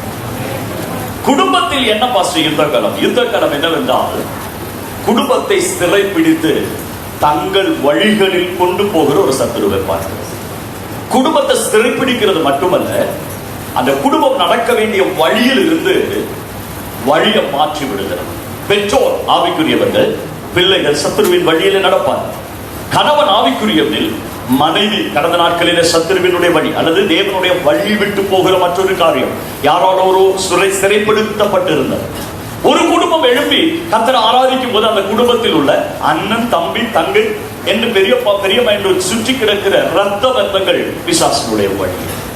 இதன் குடும்பத்தை கடந்த நாட்களில் சூறையாடி சத்துரு ஜெயம் எடுத்ததார். அன்னுடைய வாக்குத்தத்தம் என்ன? கர்த்தராகிய இயேசு கிறிஸ்துவை விசுவாசி, அப்பொழுது நீயும் உன் வீட்டாரும் ரட்சிக்கப்படுவீர்கள். எத்தனை பேர் ஆமென் சொல்லுங்க? குடும்பம் என்று வரும்போது பைபிள் ஒரு குடும்பத்தை காண்பிக்கிறது எப்படி என்றால், கணவன், மனைவி, பிள்ளைகள் மட்டுமல்ல, நம்முடைய இரத்த பந்தங்கள் எல்லாமே நம்முடைய குடும்பத்தை சார்ந்தவர்கள். என்னுடைய அப்பா, என்னுடைய அம்மாவின் வழியாய் உள்ள எல்லாருமே இரத்த பந்தத்துக்குரியவர். கடந்த நாட்கள்ல அன்னைக்கு வந்த போது அதனுடைய காரியத்தை டச் பண்ணேன் என்று நான் விசுவசிக்கிறேன். ஒரு ஃபேமிலி ட்ரீ நீங்க வரைத்து, நான் இன்னைக்கு இந்த சபையில ப்ராஜெக்ட் அதை எல்லாருடைய கையிலும் கொடுத்திருக்கிறேன். ஒரு குடும்ப மரத்தை நீங்க வரைய வேண்டும். ஒரு சார்ட் எடுத்து அந்த சார்ட்ல ஒரு மரத்தை அழகா வரைந்து, மரத்துக்கு நிறைய கிளைகள் இருப்பது போல அவைகளை வரைந்தீர்கள். ஆனால் அந்த மரத்தை இரண்டாக பிரித்தால், ஒன்று தகப்பனுடைய குடும்பம், மற்றொன்று தாயினுடைய குடும்பம். இந்த குடும்பங்களை எழுதி எடுக்கும் போது உங்க தகப்பன் பேரை எழுதணும், தாயினுடைய பேர் எழுதணும். அவர்கள் ரட்சிக்கப்பட்டிருந்தால் பச்சை எழுத்துல அல்லது ரெட் இங்கிலோ நீங்க குறிக்க வேண்டும். ரட்சிக்கப்படாதவர்களானால் மற்றொரு இங்கில நீங்க அவைகளை அடையாளம் இட வேண்டும். அப்படி அடையாளம் விட்டா உங்க குடும்பத்துல சில சமயங்கள்ல உங்களை தவிர பாக்கி எல்லாரும் பச்சை கலர்லயா இருப்பாங்க. அப்ப நீங்க கர்த்தருடைய வழியில உங்க குடும்பம் எங்க இருக்குது? பிரதர், என் வீட்டுல நான் மட்டும் தான் ரட்சிக்கப்பட்டிருக்கேன், அது பெருமை இல்லை. இது யாருக்கு அப்படி சொல்லாது. என் குடும்பத்துல சிலர் ரட்சிக்கப்படுவதற்கு தான் கர்த்தர் என்ன தெரிந்தெடுத்தார். அந்த யுத்த களத்தை நீங்க கடந்த நாட்களில் கண்டுகொள்ளாமல் தாண்டி வந்திருப்பீர்கள். அந்த யுத்த களத்தில் கர்த்தர் திருப்பி கொண்டு போகிறீர்கள். விசுவசிக்கிறீர்கள், நீங்க திரும்பி போக போகிறீர்கள். எங்கே? என்னுடைய குடும்பம் என்கிற யுத்த களத்தில். அங்கே போய் நான் என்ன செய்வது? அங்கே சத்ருவின் வழியே போனவர்களை தாவீதும் அவனோடு இருந்தவர்களும் பின்தொடர்ந்து போய் பிடித்து கொண்டு வந்ததை போல நீங்களும் கர்த்தரை இணைந்து போய் அவர்களை திருப்பி கொண்டு வர வேண்டும். கர்த்தருடைய பாதைக்கு திருப்பி கொண்டு வர வேண்டும். நீங்க ஒரு ஃபேமிலி ட்ரீ நீங்க மறந்துடக்கூடாது. இந்த 8வது நாள் பரிசுத்த ஆவியானவர் உங்களுக்கு கொடுக்கிற ஆலோசனை. நீங்க வரைக்கணும், உங்க குடும்பத்தை எழுதணும். உங்க அப்பாவுக்கு எத்தனை பிள்ளைகள், எத்தனை சகோதரர்கள், கூட பிறந்தவர்கள் இருக்கிறாங்க, அவங்களை எழுதுங்க. முதல்ல அந்த குடும்பத்தை மட்டும் எழுதுங்க. அம்மாவுக்கு எத்தனை கூட பிறந்தவர்கள், அம்மாவுடைய கூட பிறந்தவர்கள், அவர்களுக்கு எத்தனை பிள்ளைகள், அவர்கள் திருமணமாயிருந்தால் அவர்களுடைய கர்த்தர் அவர்களுக்கு கொடுத்த பிள்ளைகள், இப்படி பேரை எழுதி எழுதி எழுதி ரட்சிக்கப்பட்டவர்களை மட்டும் ரெட்டிங்கிலையும் ரட்சிக்கப்படாதவர்களை கிரீடிங்கிலையும் மார்க் பண்ணா எந்த அடையாளம் அதிகமா இருக்கிறது என்று பாருங்க. சில சமயங்கள்ல என் குடும்பத்துல நான் மட்டும் ரட்சிக்கப்பட்டிருக்கேன், என் பிரதர் என்ன ரட்சிக்கப்பட்டிருக்கேன், என் சகோதரி என்ன ரட்சிக்கப்படல, எங்க அம்மா என்ன ரட்சிக்கப்படல என்று சொன்னால் நீங்க அந்த யுத்த காலத்தை உத்தரவாதத்தோடு கூட நின்று யுத்தம் செய்யாம தாண்டி வந்துட்டீங்கன்னு அர்த்தம். இன்னைக்கு ஆவியானவர் சொல்றாரு, அங்கதான் நான் உங்களை கொண்டு போக போகிறேன். பரிசுத்தாவின் உங்கள்கிட்ட சொல்ற வார்த்தை என்ன தெரியுமா? நான் உன்னை தேர்ந்தெடுத்ததே உன்னுடைய ரத்த பந்தங்களை பிடித்தது. இந்தியாவினுடைய உலகத்தினுடைய எந்த மூலையில் இருந்தாலும் உங்களை கொண்டுதான் கர்த்தர் அவர்களை பிரித்தெடுக்க போகிறார். சொல்லுங்க. ரொம்ப கடினம் பாஸ்டர், இப்ப பேச்சுவார்த்தை இல்ல பாஸ்டர், கொஞ்சம் சண்டை பாஸ்டர், கொஞ்சம் வழக்குகள் பாஸ்டர், அந்த சொத்து பிரிவினை உண்டா பிரிக்கும் போது கொஞ்சம் வாக்குவாதம் வந்துருச்சு பாஸ்டர், இப்ப நாங்க போறதில்லை. இதெல்லாம் பிசாசுக்கு தெரிஞ்சு அவன் உண்டாக்கி வச்சலாம். நீ எழுப்பன நீ எங்க போவேன்னு அவனுக்கு தெரியும். நீ போக வேண்டிய வழிகள் எல்லாம் அடைச்சு அவர்களை தன் வழியில கொண்டு போயிட்டான். நீங்க சொல்லுங்க, என் பக்கத்துல நீதி இருந்தாலும் பரவாயில்ல, நான் போய் அவங்களோட ஒப்புரவாவேன். அவர்கள் பட்சத்தில் ஆனாலும் நான் முதல்ல போய் மன்னிப்பு கேட்டு அவர்களோட ஒப்புரவாக போகிறேன். எதற்கு ஒப்புரவாக போறேன் தெரியுமா? என் மூலம் தான் ரட்சிப்பு அந்த குடும்பத்துக்கு போக போகிறேன். நம்மளுடைய வழிகளை விட்டு போல அவர்களை பிடித்தெடுத்து கொண்டு வரும்படி நான் அந்த இடத்துக்கு போக போகிறேன். விசுவாசிக்கிறவர்கள் தெய்வத்தை ஸ்தோத்திரம் பண்ணலாம். அல்லேலூயா. நீங்க கர்த்தருடைய வழியிலும் வீட்டில் உள்ளவர்கள் சத்துருவின் வழியில் இருக்கக்கூடாது. சில குடும்பங்களை பார்த்திருக்கிற அப்பா அம்மாவும் நன்றாக ஜெபிக்கிறவர்கள், பிள்ளைகளோ சத்துருவினுடைய வழி. காதல் கத்திரிக்காயில் அகப்பட்டு வாட்ஸ்அப் பேஸ்புக்குள்ள உலாவிக் கொண்டு ஆத்மீக கோலம் விட்டு ஆத்மீக நன்மை வழிகளை விட்டு மாறி நிற்கிற பிள்ளைகளை பிடித்தெடுக்க வேண்டியது உங்க கடமை. ஜெபத்துக்கு எங்க அப்பா வரமாட்டாரு, ஜெபம் பண்ண போய் படுத்து தூங்கிடுவாரு. அந்த ஸ்டேட்மெண்ட்டை இனிமேல் கொடுக்காதீங்க. அவரை கொண்டு வர வேண்டியது உங்களுடைய வேலை. அவரோட பேசி அல்ல, யுத்தம் செய்தவரை பிடித்தெடுக்க வேண்டும், யுத்தம் செய்த கணவரை பிடித்தெடுக்க வேண்டும், யுத்தம் செய்த மனைவியை பிடித்தெடுக்க வேண்டும், யுத்தம் செய்த சகோதரரை பிடித்தெடுக்க வேண்டும். ரத்த வெண்டங்கள் ஒன்றையும் சற்று தன் வழியில கொண்டு போகக்கூடாது. இந்த சபையில நான் பிரசங்கிக்கும் போது ஆவியானவர் ஒரு வார்த்தை கொடுத்தார். பவுல் அப்போஸ்தலன் சொல்லுகிற ஒரு வார்த்தை, தன்னுடைய ஸ்டேட்மெண்ட். அப்போஸ்தலர் நடவடிக்கைகள்ல 22ஆம் அதிகாரம் என்று நினைக்கிறேன். அந்த அதிகாரத்தில் 20ஆம் அதிகாரத்தில் இருக்கிறது. நீங்க 19 முதல் வாசிப்பீர்களே, ஆனால் 3 ஸ்டேட்மெண்ட் கொடுக்கிறார். ஒன்று, நான் கண்ணீரோடு கூட கர்த்தரை சேவித்தேன், அது மகிழ்ச்சியான விஷயம். இரண்டாவது, யூதருக்கும் புறஜாதிகளுக்கும் நான் சாட்சியாக இருந்தேன். மூன்றாவது சொல்றார், கர்த்தர் எனக்கு கொடுத்த தரிசனத்தை நான் நிறைவேற்றினேன். ஒன்று, நான் சேவித்தேன். எல்லாரும் அந்த பகுதியில் நிற்க பிரயாசப்படுகிறவர்கள். இரண்டாவது ஒரு பகுதி உண்டு, யூதருக்கும் புறஜாதிக்கும் என் ஜனத்திற்கும் வெளியே இருக்கிறவர்களுக்கு நான் சாட்சியாக இருக்க வேண்டும். மூன்றாவது ஒரு ஸ்டேட்மெண்ட் இருக்கிறது, கர்த்தர் எனக்கு கொடுத்த தரிசனம். எனக்கு தனிய தரிசனம் இல்லையா, என் சபை நான் ஆராதிக்கிற இடத்தில் அருமையான தெய்வதாசனுடைய கையில கர்த்தர் கொடுத்திருக்கிற எல்லா ப்ராஜெக்டுகளுக்கும் உங்களை என்னை உட்படுத்தி தான் தேவன் கொடுத்திருக்கிறார். இந்த சபையில் அங்கத்தினராக இருக்கிற நீங்கள் அந்த ப்ராஜெக்டில் இருக்க வேண்டும். அப்ப அந்த தரிசனம் உங்களுடைய தரிசனமாய் மாறும். அதெல்லாம் சொல்லிட்டு கீழே சொல்றாரு, இது எல்லாம் நான் கீழே செஞ்சதுனால உங்களுடைய ரத்தம் பழிக்கு நான் நீங்களாக இருக்கிறேன். ரத்தம் பழியை குறித்து பவுல் அப்போஸ்தலன் அல்ல, புதிய ஏற்பாடு பயன்படுத்துகிற ஒரே ஒரு இடம் மட்டும்தான். இதனுடைய விளக்கம் எங்க இருக்குது? பழைய ஏற்பாட்டில் இருக்குது. எசேக்கியேல் தீர்க்கதரிசியிலே கர்த்தர் சொல்லி இருக்கிறார் 3ஆம் அதிகாரத்தில். நீங்க எனக்கு படிப்பீர்களே, ஆனால் நான் துன்மார்க்கரை குறித்து அறிவிக்கையில், துன்மார்க்கரை குறித்து கர்த்தர் என்ன அறிவிக்கிறார்? துன்மார்க்கனுடைய வழி அழிவுக்குரியது. கர்த்தரை அறியாதவனுடைய வழி அவனை நரகத்துக்கு கொண்டு போகும். இதுதான் தெய்வத்தினுடைய தீர்மானம். இந்த தீர்மானத்தை நான் உனக்கு அறிவிக்கையில் நீ அவர்களுக்கு அறிவிக்க வேண்டும். அப்படி நீ அவருக்கு அறிவிக்காமல் போனால் ரத்த வழியை நான் உன் கையில கேட்பேன். எவ்வளவு பெரிய உத்தரவாதம் தெரியுமா? இந்த உபவாசத்தினுடைய 8வது நாள் ஆண்டவர் இந்த யுத்த களத்திற்கு கொண்டு போய் உங்க குடும்பங்களை கர்த்தர் பிடித்தெடுக்க போறேன். கிருபையால அந்த குடும்பத்திலிருந்து நான் ரட்சிக்கப்பட்டேன்னு சொல்லாதீங்க. இனி அந்த குடும்பம் எனக்கு வேண்டும் சொல்லுங்க. ரத்தம் அல்ல எனக்கு வேண்டாம் ஆண்டவரே சொல்லுங்க. அந்த ரத்த வழி என் மேல கிடக்கிறது, அதை நான் நீங்களாக வேண்டும். அறிவிக்க வேண்டியதை நான் அவர்களுக்கு அறிவிக்க. இப்பொழுது போகிற சத்துருவின் வழியிலேயே அவர்கள் போனால் அவர்களுடைய முடிவு என்ன என்பது அவர்களுக்கு தெரியாது, ஆனால் எனக்கு தெரியும். கர்த்தர் எனக்கு அதை அறிவித்து இருக்கிறார். அறிவிக்கப்பட்டதை கேட்க நான் அமைதியா இருக்காதபடி எழும்பி என் குடும்பத்தில் உள்ளவர்களை கர்த்தருடைய வழியில திருப்பி கொண்டு வருவதற்கு நான் ஆயத்தமாக வேண்டும். அப்படி ஆயத்தமானா ரத்தப்படிக்கு நம்ம நீங்களும் பவுல் சொல்லுகிறார். எசேக்கியேல் தீர்க்கதரிசியிடத்தில் கர்த்தர் சொல்லுகிறார், எனக்கு எத்தனை பேர் உங்க குடும்பத்துக்கு போய் யுத்தம் செய்ய விரும்புவது? இதுதான் பழைய யுத்த களங்கள். இந்த யுத்த களத்தில் எல்லாம் ஜெயமடைந்தவர்களுக்கு நான் கர்த்தரை துதிக்கிறேன். இதில் ஏதாவது ஒன்றோ அல்லது 4மே தோல்வி அடைந்திருந்தால் அந்த தோல்வி அடைந்த களத்திற்கு ஆண்டவர் நம்மளை கொண்டு போய் ஒரு ஜெயாளிகளா இந்த வருஷம் மாற்ற போகிறார். 2017 இந்த உபவாசம் நீங்க இந்த பகுதிகள் எல்லாம், இந்த காரியத்தில் எல்லாம் யுத்தத்தில் ஜெயிக்க போகிறீங்க. யார் கூட யுத்தம் செய்ய போறீங்க? எங்க அப்பா கூடயா, அம்மா கூடயா, எங்க அண்ணன் கூடயா? நீ ரட்சிக்கப்படல, அவனை நீ நடந்து போயிடுவேன் அப்படின்னு சொல்லுவா? ஒன்னும் அல்ல. அவர்களை பிடித்து வைத்திருக்கிற பொல்லாத பிசாசோட யுத்தம் செய்து அவர்களை விடுவிக்க போகிறோம். பலவான் கையில் உள்ள அவர்களை விடுவிக்க போகிறோம். கர்த்தருடைய கைகளில் அவர்களை கொண்டு வரும்படி அவர்களை கட்டி வைத்திருக்கிற சங்கிலிகளை நாம் உடைத்தெறிய போகிறோம். யுத்த ஆயுதங்களோடு அவர்களோடு யுத்தம் செய்ய போகிறோம். நாம யுத்தம் செய்தால் அங்கே விடுதலை நடக்கிறத பாருங்க, விடுதலை நடக்கிறத பாருங்க, விடுதலை நடக்கிறத பாருங்க. இந்த கரங்களை எல்லாம் நம்ம ஜெயிக்க வேண்டும். அல்லேலூயா. பாஸ்டர், நாம இப்ப போவோம் அந்த யுத்த களத்தில். யார் வரப்போறார்? கர்த்தர் நம்மோடு வரப்போறார். போகும்போது வெறுமனே கை வீசிட்டு போனீங்கன்னா அடி வாங்கிட்டு தான் வருவீங்க. போகும்போது 2 ஆயுதங்களையாவது மினிமம் எடுத்துட்டு போகணும். எத்தனை ஆயுதம்?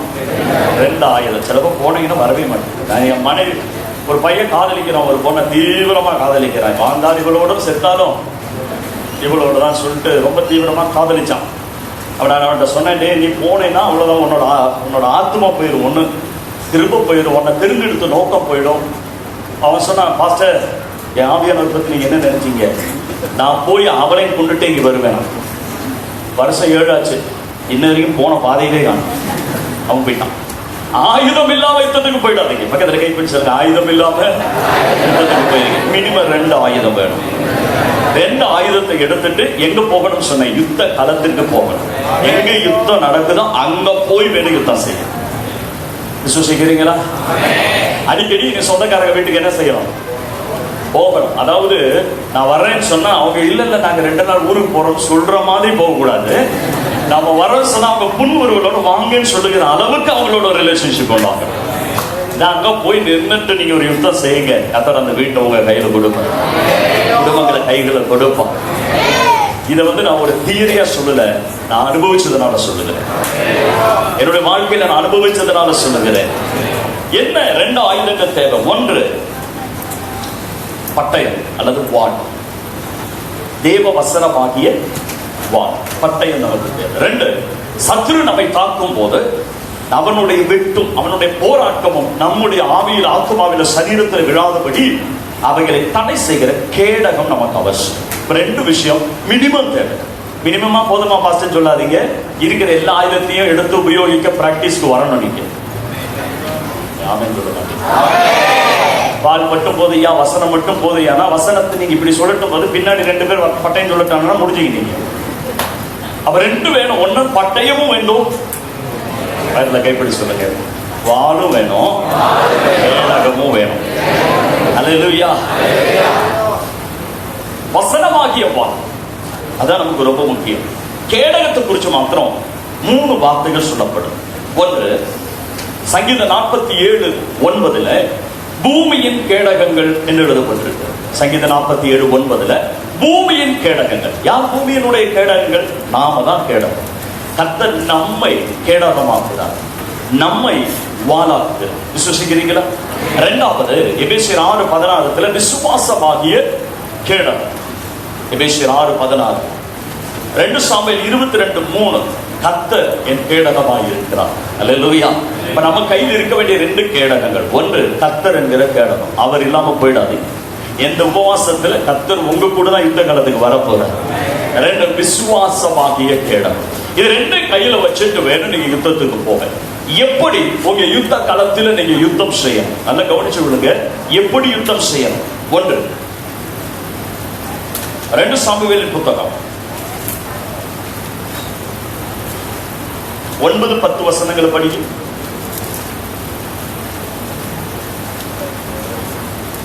2 சாமுவேல் 23ஆம் அதிகாரம் 9-10 வசனம்.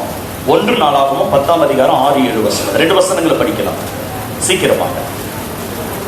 1 நாளாகமம் 11ஆம் அதிகாரத்துல 13ஆவது வசனம் படிக்கும். 13 வார்கோதுமைகள் நிறைந்த வயல் நிலத்தில் யுத்தத்திற்கு கூடி வந்த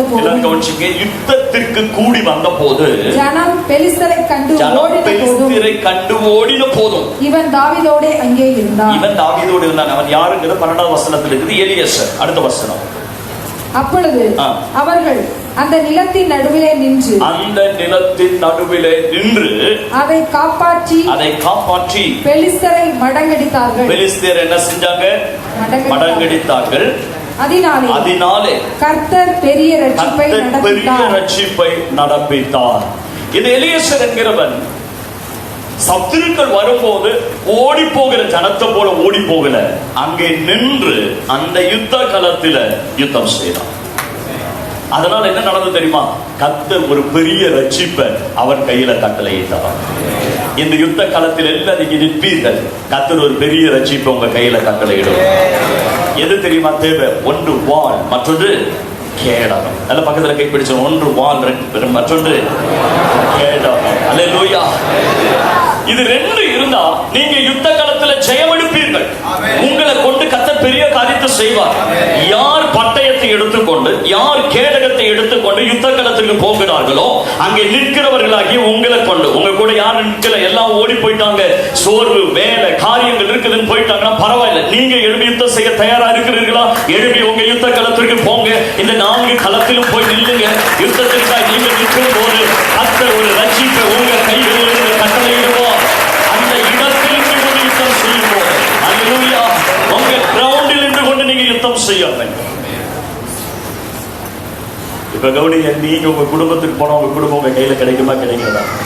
கிடைக்கும். காரணம் கர்த்தர் உங்களை கொண்டு பெரிய ரட்சிப்பை கட்டளையிடுவார். உங்களை சிறுமைப்படுத்தின இடத்துல நீங்க போய் நின்னா மறுபடியும் ஒரு பெருக்கம் உண்டாகுமா உண்டாகாதா?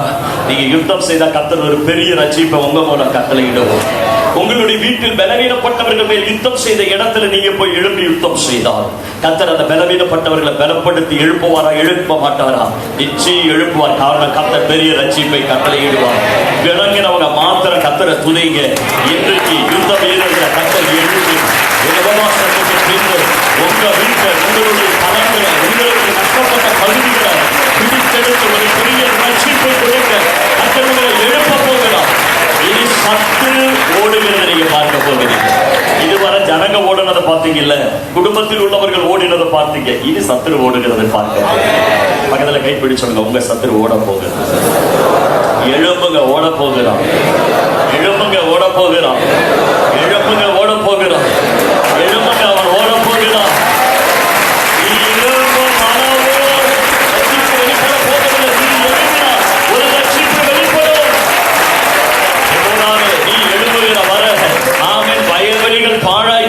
கிராமங்கள் பாழாய் கிடக்கும். நீங்க எழுப்பினா ரட்சிப்பு வெளிப்படும். ஒரு ஆள் எழும்பும். இன்னைக்கு ஆண்டவர் உங்களை எழுப்பி கொண்டு போய் நிறுத்த போறார். எங்க தெரியுமா? நீங்க தோற்று போய் விட்டு கொடுத்த இடங்கள் எல்லாம் பிடித்தெடுக்க போகிறீர்கள், கொள்ளையடிக்க போகிறீர்கள். உங்க குடும்பம் உங்க வழிகளை வரப்போகும். யோசுவா அறிவித்தது போல நானும் என் வீட்டார்கள் கர்த்தரை சேவிப்போம் என்று அறிக்கையிடுவது ஒரு பெரிய ரட்சிப்பை தேசத்தில் குடும்பத்தை கட்டளையிட போகிறது. அல்லேலூயா. கடைசி ஒரு விஷயத்தை சொல்லி ஜெபிக்க போறேன். நம்ம எல்லார் கையிலும் பட்டயமும் இருக்குது, கேடகம் இருக்குது. எது ஷார்ப்பாயிட்டு இருக்கு தெரியுமா? எது புதிதாயிட்டு இருக்கு தெரியுமா? உங்க பட்டயமும் உங்க விசுவாசம் என்ன கேடகமும். கர்த்தர் உங்களுக்கு கொடுத்த பழைய தரிசனங்கள், ஆயுதங்கள் எல்லாம் இப்ப என்ன செய்த? குப்பை தட்டி, தூசி தட்டி, ஆவியானவர் எல்லாம் ஷார்ப்பாக்கி வச்சிருக்கிறார். இப்ப பிசாசு உங்க முன்னாடி வந்தா ஒரே வீசுல 1,85,000 பேர் முடிச்சிருவோம். அந்த அளவுக்கு நம்ம கையில பெண் இருக்கு. இருக்கா இல்லையா? சொல்லுங்கம்மா, இருக்கா இல்லையா? இருக்கிறவங்க எல்லாம் பக்கத்துல கை பிடிச்சவங்க இளவங்க வருத நாம தான் யுத்தம் பண்ண போகிறோம். இனி ஆண்டவர்கிட்ட கேட்ப, கர்த்தாவே எப்ப இவங்களை யுத்தத்துக்கு கூட்டிட்டு போக போறீங்க? உபவாசம் முடிஞ்சனும் உங்களை எங்க கொண்டு போக போறாரு? யுத்தத்துக்கு கொண்டு போக போறாரு. சில பேர் உபவாசம் முடிஞ்சனா 2 நாள் மெடிக்கல் லீவ் போடுவாங்க பிரேயருக்கு. இன்னைக்கு இருக்கிற அபிஷேகத்தை எல்லாம் மூட்டை கட்டி வீட்டுல வச்சுட்டு தூங்குவாங்க. மாஸ்டர் 2 நாள் நல்லா தூங்கி ஓய்வு எடுக்கணும். தூங்குனீங்க முடிஞ்சது என்ன? 10 நாள் பெற்றதும் போச்சு. தூங்கக்கூடாது. இப்ப எப்படி இருக்கிறீங்களோ இதே அபிஷேகத்தோட தீயோடும்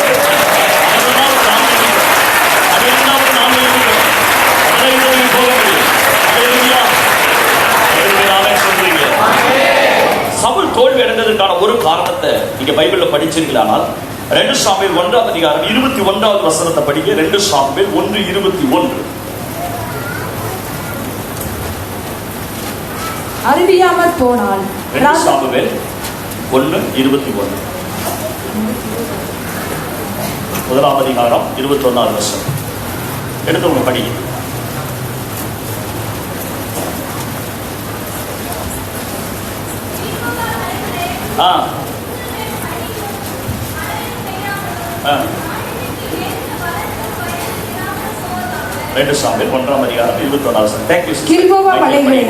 உங்கள் மேல் பனியும் மழையும் பெய்யாமலும் காணிக்கைக்கு ஏற்ற பலம் தரும் வயல்கள் இராமலும் போவதாக. அங்கே பராக்கிரமசாலிகளுடைய கேடகம் அவமதிக்கப்பட்டது. சவுல் தைலத்தால் அபிஷேகம் பண்ணப்படாதவர் போல. தமிழ் போயிட்டு அபிஷேகம் பண்ணப்படாதவர் போல இருக்குது. ஆனா இங்கிலீஷ் டிரான்ஸ்லேஷன் மலையாளத்தில் எடுத்து படிச்சு பாருங்க. அவருடைய கேடகத்தான் அபிஷேகம் இல்லாம இருந்தது. அவருக்கு அபிஷேகம் இருக்குது, அவருடைய கேடகத்துக்கு என்ன இல்லை, அபிஷேகம் இல்லை. பக்கத்துல கைப்பிடி சொல்லுங்க, நமக்கு இருக்கிறது போலவே நம்முடைய ஆயுதங்களும் அபிஷேகத்தில் இருக்கணும். அல்லேலூயா. வீடு அபிஷேகத்தில் இருக்கணும், பொருட்கள் அபிஷேகத்தில் இருக்கணும். எப்ப எது வேண்டுமானாலும் எடுத்து வீசுற அளவுக்கு எல்லாத்தையும் தயார்படுத்தி வைக்கணும். நம்ம தான் 10 நாள் யுத்தம் செய்யல. அதனால நம்முடைய ஆயுதங்களை எல்லாம் கொண்டு போய் வீட்டில் வச்சுட்டு வெள்ளிக்கிழமை தான் நீ யுத்த ஜபம் பாஸ்டர், அது வரைக்கும் நீங்க யுத்தம் பண்ண மாட்டோம். இந்த பட்டயத்தை என்ன செய்வீங்க? அதை அங்க வச்சிருவோம். இந்த கேடகத்தை என்ன பண்ணுவீங்க? அதை அங்க ஓரமா வச்சிருவோம். திடீர்னு யுத்தத்துக்கு எதிரி வந்துட்டான்னு சொன்னா அங்க வீட்டுக்குள்ள போய் அவசரமா டீ தூள், காபி தூள் எங்க வச்சேன்னு தேடுறது போல நாங்க என்ன செய்வோம்? இந்த பட்டயத்தை தேடுவோம், இந்த கேடகத்தை தேடுவோம். சிலப்ப அதை எடுத்து பார்க்கும்போது எப்படி இருக்கும்? பரிதாபமான நிலையில் இருக்கு. அதை எடுத்துட்டு யுத்தத்துக்கு போனா என்ன ஆகும்? தோத்து போயிடும். பக்கத்துல கைப்பிடி சொல்லுங்க, சவுலுடைய கேடகம் எண்ணெய் இல்லாத கேடகம். என்ன கேடகத்தில் அந்த மெட்டல் பிளேட்டுக்கு கீழே ஒரு தோல்னால செய்யப்பட்ட ஒரு பொருள் வச்சிருப்பாங்க. அதுதான் நம்முடைய கைகளை பாதுகாக்கிறது. சத்துருவினுடைய அடியை நம்முடைய கேடகத்துல தாங்கும் போது நம்முடைய கை உடைந்து போகாமல் இருக்க அந்த மெட்டல் பிளேட்டு கீழே உள்ள அந்த தோல் உரைகள் தான், அந்த தோல் தான் நம்மை பாதுகாக்குது. இந்த தோலை எப்பொழுதும் டெய்லியும் யுத்தம் இருந்தாலும் இல்லாட்டினாலும் எண்ணெய் ஊத்தி பளபளப்பா வச்சிருக்கணும். இல்லைன்னா இது வறண்டு உதிர்ந்து போயிடும். உதிர்ந்து போச்சுன்னா மெட்டல் பிளேட் அப்படியே வெளியே தெரிஞ்சிட்டு இருக்கும். அதை எடுத்து கையில மாட்டிட்டு யுத்தத்துக்கு போனீங்கன்னா ஒரே ஒரு அடிதான் உங்க கை உடைஞ்சு போயிடும். நிறைய அடி வேண்டாம், ஒற்ற ஒரு அடி போகும். அதனால டெய்லி யுத்தம் இருக்கிறதோ இல்லையோ நம்முடைய கேடகத்தை எடுத்து எண்ணெய் போட்டு என்ன செய்யணும்? எண்ணெயில் என்னது? அபிஷேகம். பக்கத்துல கைப்பிடிச்சுங்க, அபிஷேகம் டெய்லி யூஸ் பண்ணிட்டே நம்ம மேல இருக்கணும், நம்முடைய பட்டயத்தின் மேல இருக்கணும், நம்முடைய கேடகத்தின் மேல இருக்கணும். அபிஷேகம் நிறைந்த பட்டயம், அபிஷேகம் நிறைந்த கேடகம், அபிஷேகம் நிறைந்த தெய்வ மனுஷர்கள் எப்பொழுதெல்லாம் ஆயத்தமாக இருக்கிறார்களோ அவர்களை கொண்டு கர்த்தர் யுத்தத்தை ஜெயத்தை கட்டளையிடுவார். சம்பவித்துக் கொண்டிருக்கிறது. நீங்க எழுந்திருந்து யுத்தம் செய்ய போகிறீர்கள். காரணம் என்ன தெரியுமா? என்னாலும் அவன் அபிஷேகத்தில் நீங்க நிறைந்திருக்க போகிறீர்கள்.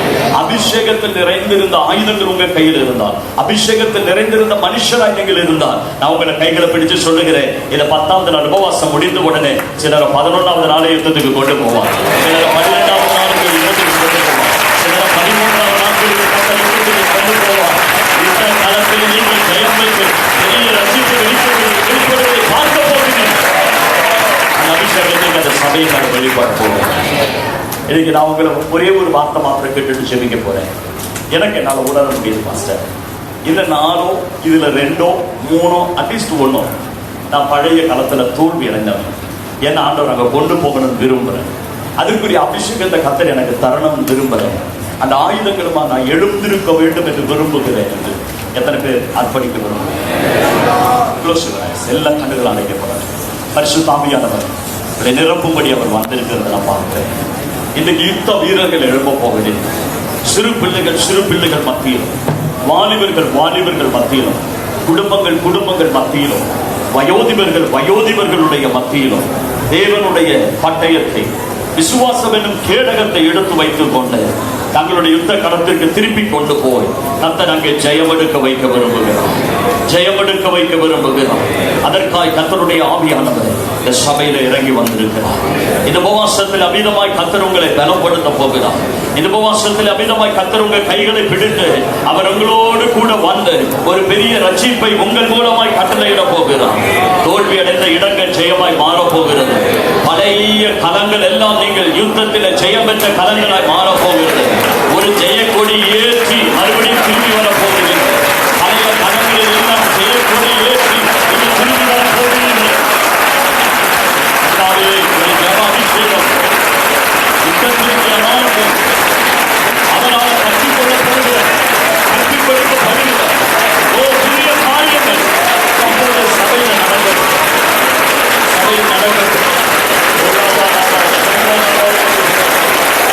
குடும்பங்களுக்காக ஜெபிக்க ஆவியானவர் எழுதுகிறார். இந்த 4 களத்திலும் கடந்த நாட்கள்ல தோல்வியினுடைய திரைச்சீலையை தொங்க வைத்துட்டு நான் தாண்டி வந்துட்டேன் பாஸ்டர், நாங்க போய் நீ ஜெயம் எடுக்கணும். இந்த 4 என்னுடைய வாழ்க்கையில தோல்வியின் பகுதிகள். 4 நான் ஜெயம் பண்ணணும். யாராவது இருப்பீர்களே, ஆனா தயவுசெய்து எழுமையில் அவங்களுக்காக கர்த்தர் ஜெபிக்க என்னை ஏவுகிறார். எல்லாரும் எழுதுறாதீங்க. 4 காரியங்களில் உள்ளவர்கள். இந்த 4 பகுதிகளும் 4 யுத்த காலத்திலே எனக்கு ஒரு தோல்வி இருக்கிறது. இந்த உபவாசம் தோல்வியை குறித்து பேசுகிற உபவாசம் அல்ல. தோல்வி அடைந்த இடத்துல உங்களை கொண்டு போய் மறுபடியும் ஒரு வெற்றி கொடியை ஏற்றுகிற உபவாசம். இனி அந்த பகுதி உங்களுக்கு தோல்வியா மாறப்போவதே இல்லை. கண்ணுகள் அடைக்கலாம். நான் முதலாவது இவர்களுக்காக ஜெபிக்க போகிறேன். கர்த்தருடைய ஆவியானவர் திட்டமாய் சொல்லுகிறார், இந்த உபவாசத்திற்கு பின்பு உன்னுடைய ஃபேமிலி ட்ரீல நீ வரைக்கிற ஒவ்வொரு நபர்களையும் கர்த்தருக்காக நீ பிடித்தெடுக்க. நீங்க வரைச்செடுக்கிறது உங்க வீட்டுல நீங்க மாட்டி வைங்க. நீங்க அவர்களுக்காக கைகளை வைத்து ஜெபிக்க தொடங்கு. அவர்களுக்கு ஒரு சுவிசேஷ அறிவிக்க கடந்து போங்க. கர்த்தருடைய ஆவியானவர் சொல்லுகிறார், நீங்க கை வைத்து ஜெபிக்கிற ஒவ்வொரு நபரையும் உங்களுக்கு சொந்தமாய் நான் தரப்போகிறேன்.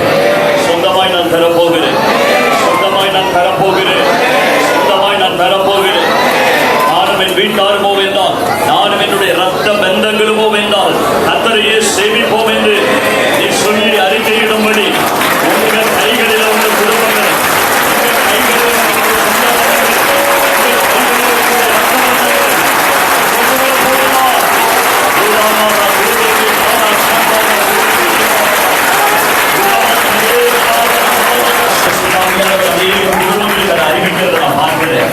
அநேக குடும்பங்கள் மேல கர்த்தர் அதை அறிவிக்கிறத நான் பார்க்கிறேன்.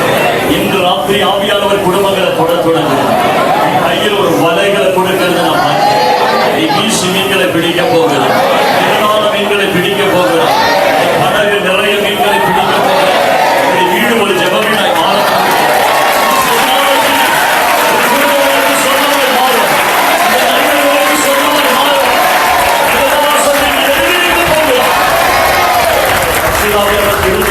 மற்றொரு காரியத்தை சொல்லுகிறார். வீட்டு சுற்றிலும் சில அந்நிய ஆராதனை கட்டுகள் எழுப்பி பலவீனப்படுத்தும்படி போராடுகிற சில வல்லமைகள் இப்போ நாளைக்கு இப்பொழுது அவையவர் புரிந்து மாற்றப்படுவார்.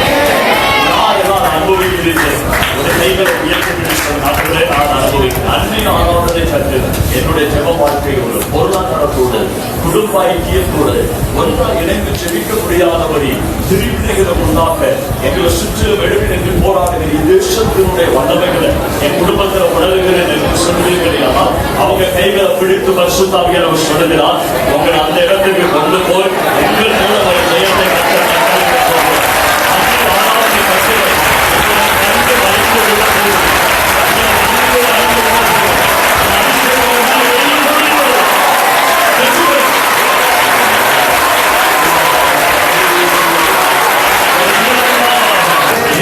தோல்வி அடைய போவதில்லை. ஜெயக்கொடி அங்கு எழுத போகிறேன். உங்களை காண்கிறவன், உங்களை காண்கிற ராட்சச வல்லமை நீங்கள் பலவீனப்படுகிறது அல்ல.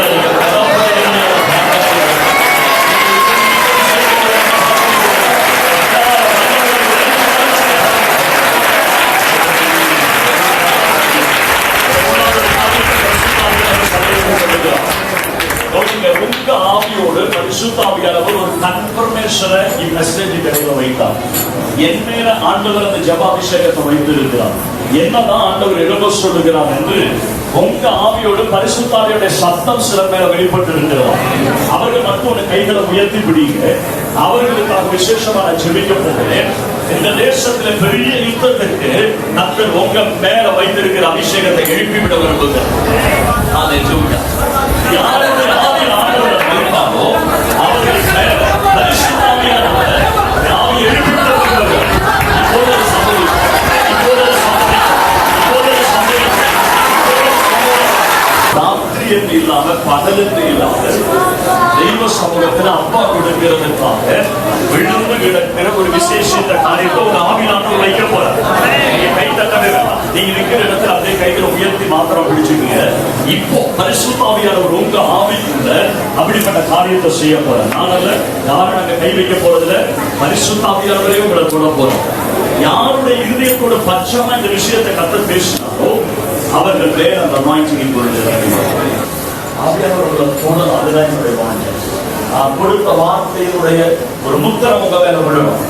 அது விடுதலை எந்த உங்களை நடக்க தொடங்கும் எல்லாம் ஒரு சமர்ப்பிச்சு சொல்றப்பா ஏன்னா நான் சமர்ப்பிக்கிறேன், நான் படிக்கிறேன், யுத்த காலத்துக்கு வர நான் தயாரா இருக்கிறேன். அந்த அபிஷேகத்தை என்ன வைக்கிறேன். பட்டயத்தை ஷார்ப்பாக்குங்க. என்ன நீங்க ஷார்ப்பாக்குங்க. என்னை உள்ளவராய் மாற்றுங்க. ஆயுதத்தை என்னை உள்ளவராய் மாற்றுங்க. உபவாசம் முடிந்ததற்கு பின்பு உங்களோடு நான் இணைந்து வரப்போம். இணைந்து வரப்போம். வெளிப்படுது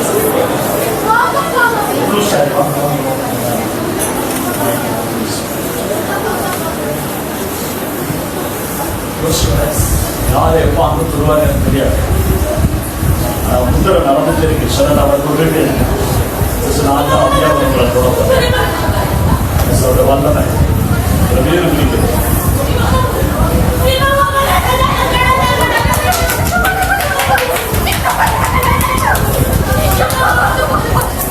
கீழே ஒரு இருதய காவியங்களை ஆரம்பிக்கிறார்.